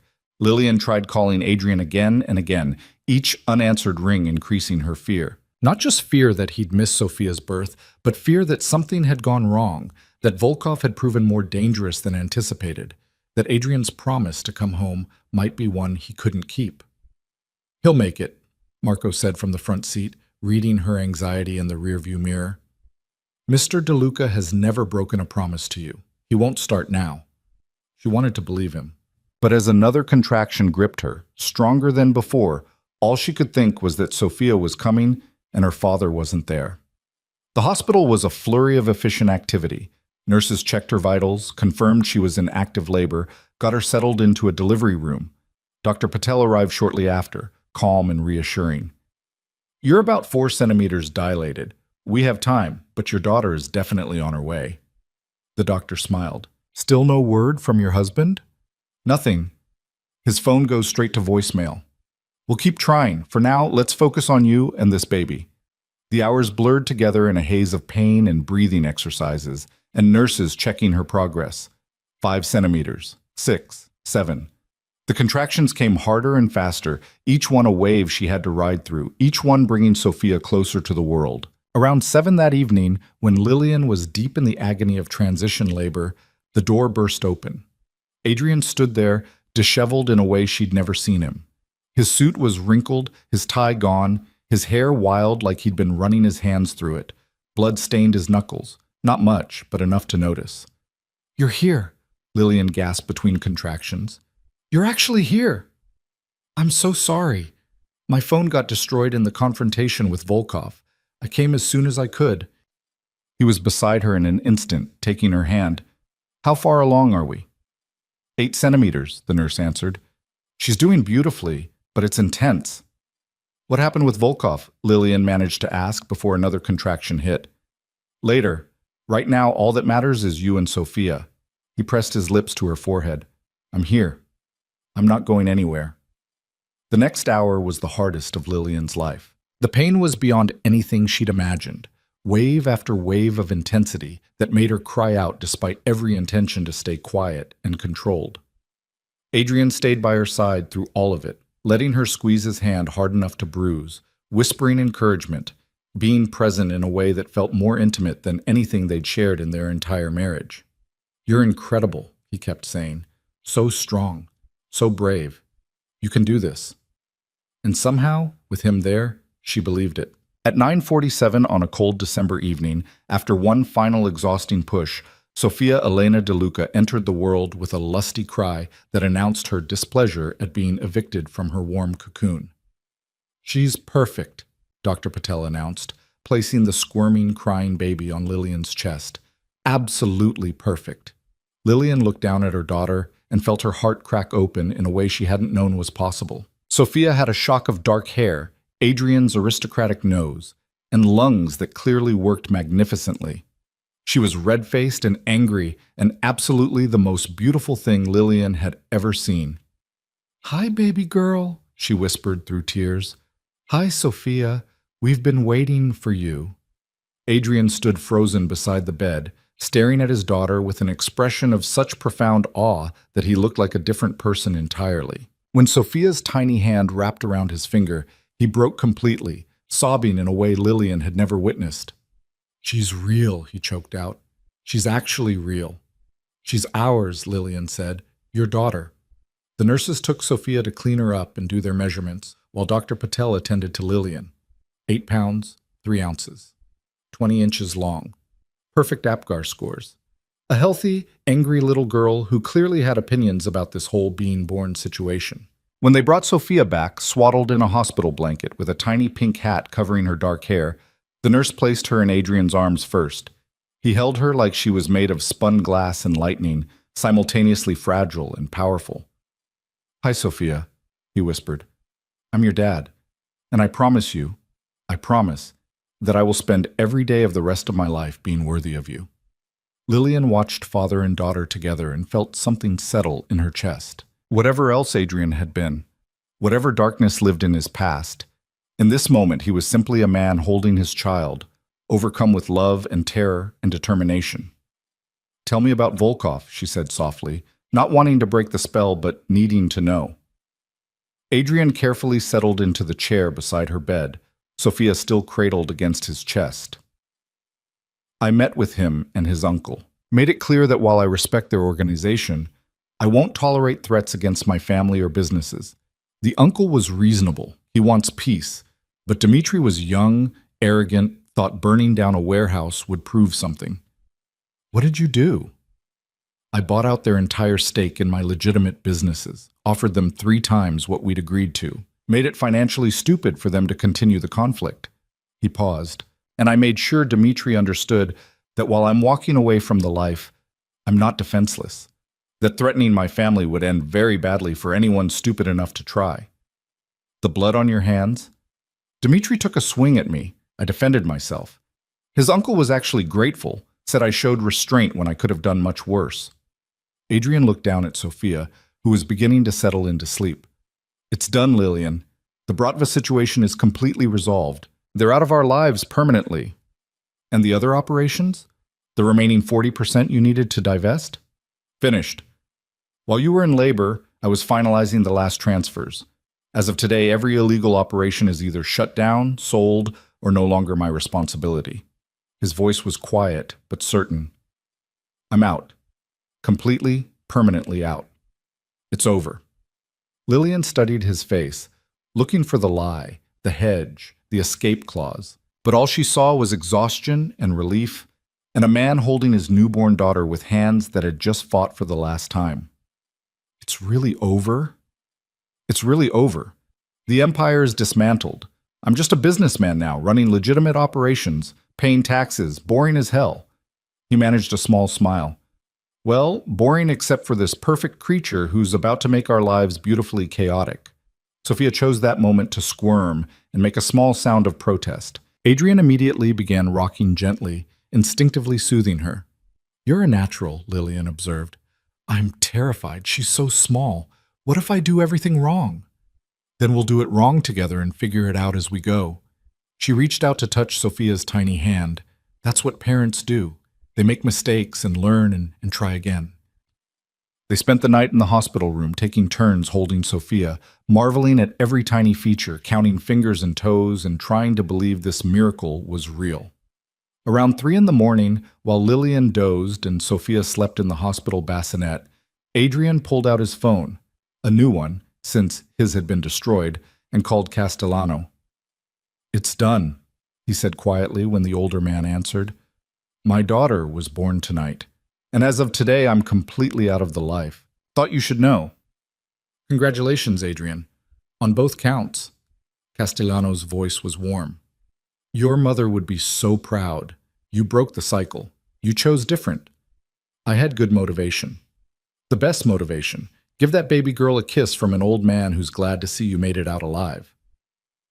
After he hung up, Adrian stood at the window looking out at the city lights. Manhattan glittered below, the same city where his father had built an empire of fear, where Adrian had maintained that empire through calculation and carefully applied violence, where he'd met Lillian in a bookstore and fallen in love without realizing love would be the thing that finally set him free. What are you thinking about? Lillian asked from the bed. That tomorrow we get to take her home, that she'll grow up in that house, in those gardens my mother designed, and she'll never know what it costs to make her life peaceful. He turned to face her. And I'm thinking that I should sell the estate. Move us somewhere without those ghosts. Start completely fresh. Where would we go? Anywhere you want. The city, the suburbs, another state entirely. Sophia doesn't need that mansion. She just needs us. Lillian considered it. The estate had been a prison, then a negotiation space, then slowly a home. But Adrian was right. It was haunted by too much history, too many bad memories. There's a house in Connecticut I saw online months ago, before the divorce attempt. It was smaller, quieter, had a garden, but nothing as elaborate. I used to look at it and dream about escaping there. Show me tomorrow, and I'll make an offer. We can be moved before Christmas. That fast? When you're motivated and have unlimited resources, things happen quickly. He returned to the bed, sitting beside her.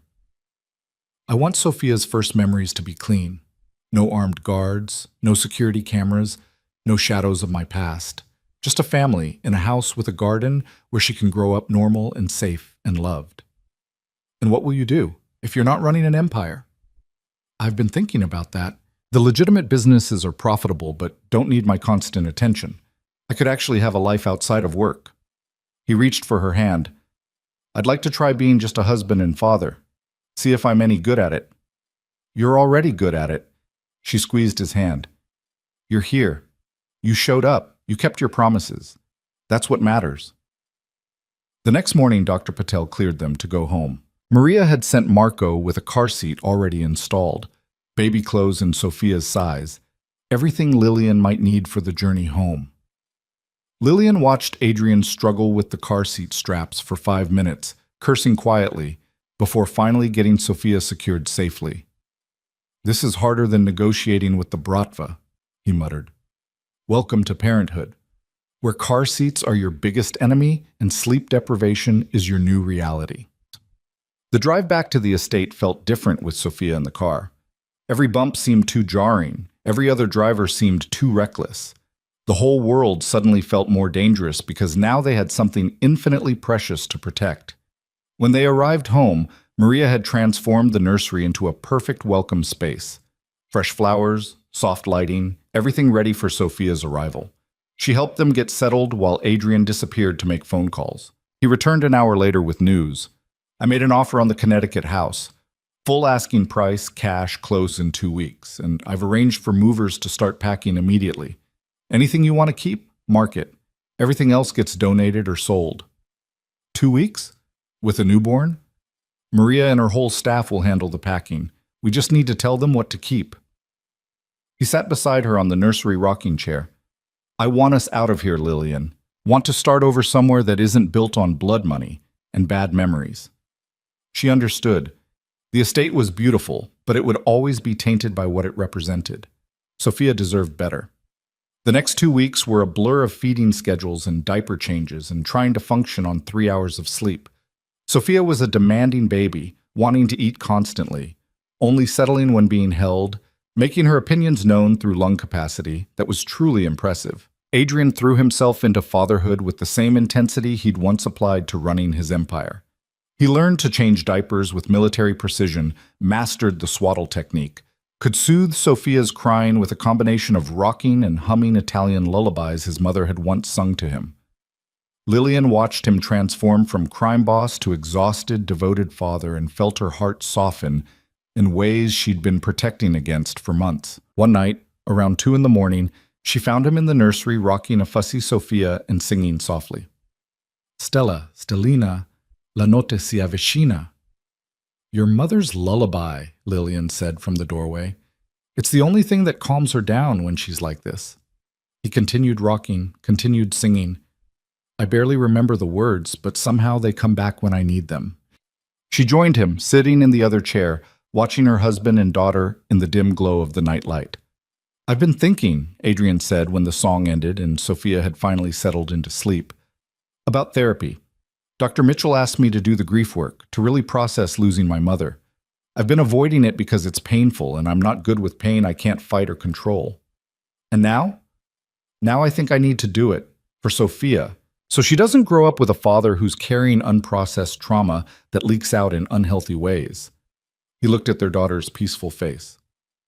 "I want to be whole for her, or as close to whole as I can get. I'll support you through it. However hard it gets, however much it hurts, I'll be there. I know you will. You've been there through everything else."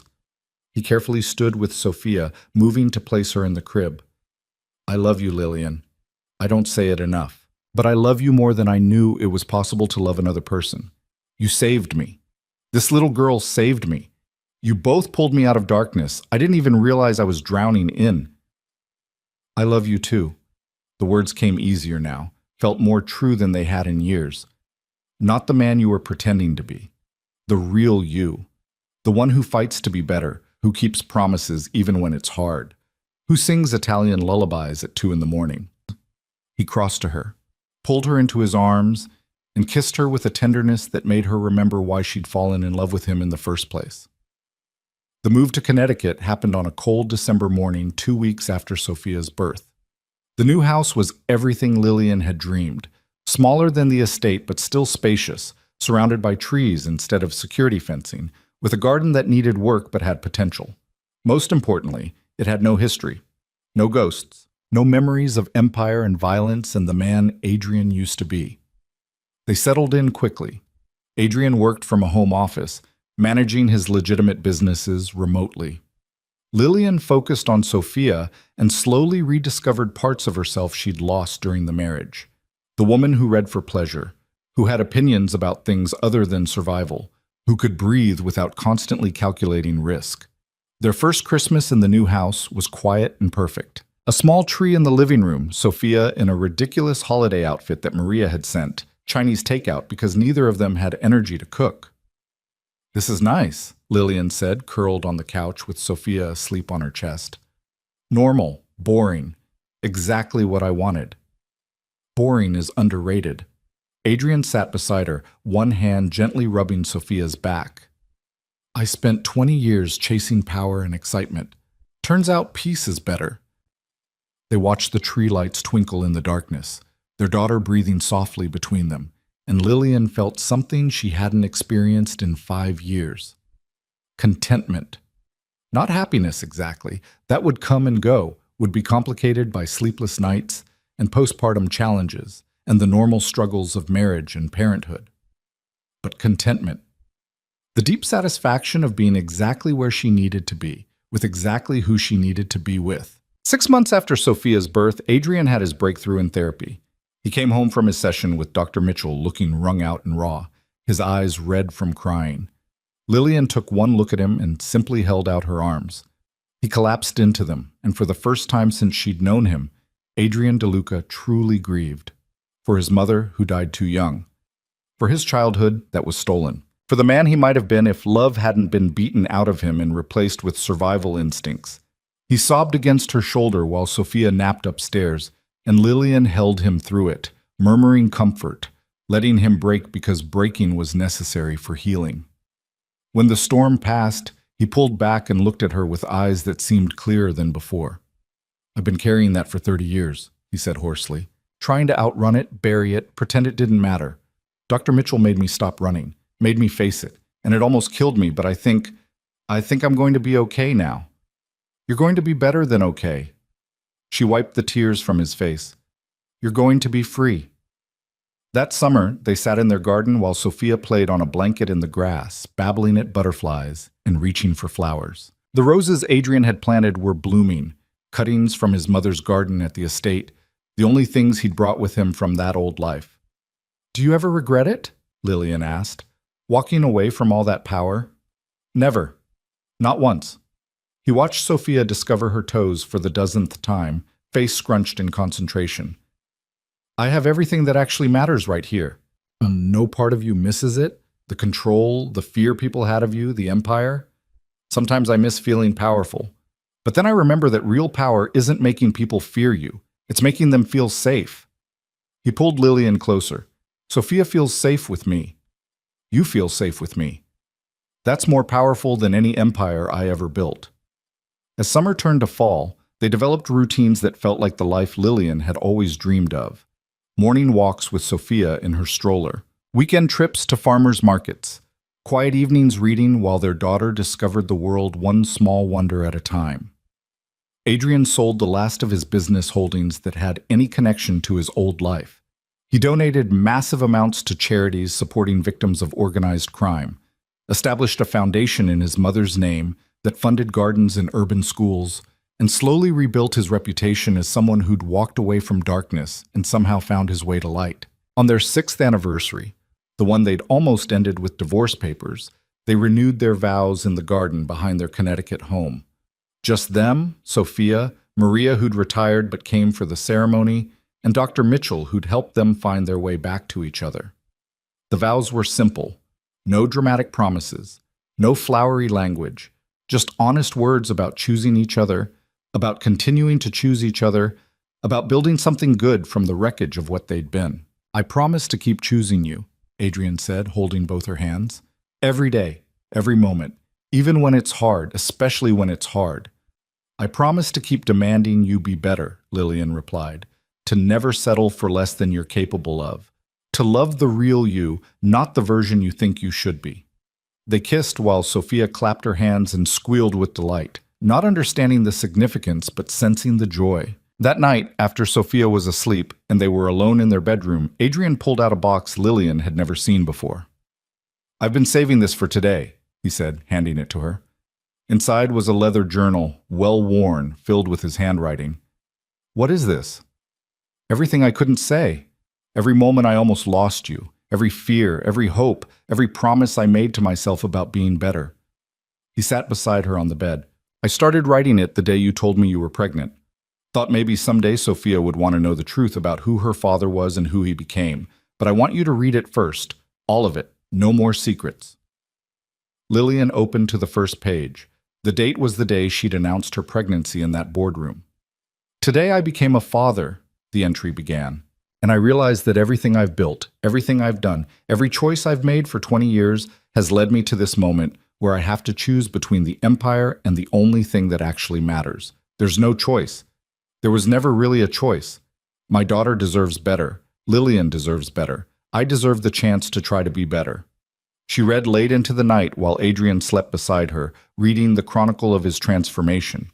The fear he'd hidden. The grief he had finally processed. The daily choice to be different. The moments when being different had cost him everything he used to value and given him everything he'd never known he needed. The final entry was from that morning before their vow renewal. 6 years ago, I married the woman I loved and slowly destroyed that love through control and fear and the belief that power was the only thing worth having. Today, I get to marry her again, knowing that love is the only real power. That vulnerability is strength. That the best version of myself is the one that chooses her and our daughter every single day. I'm not the man my father made me. I'm not the crime boss who built an empire on fear.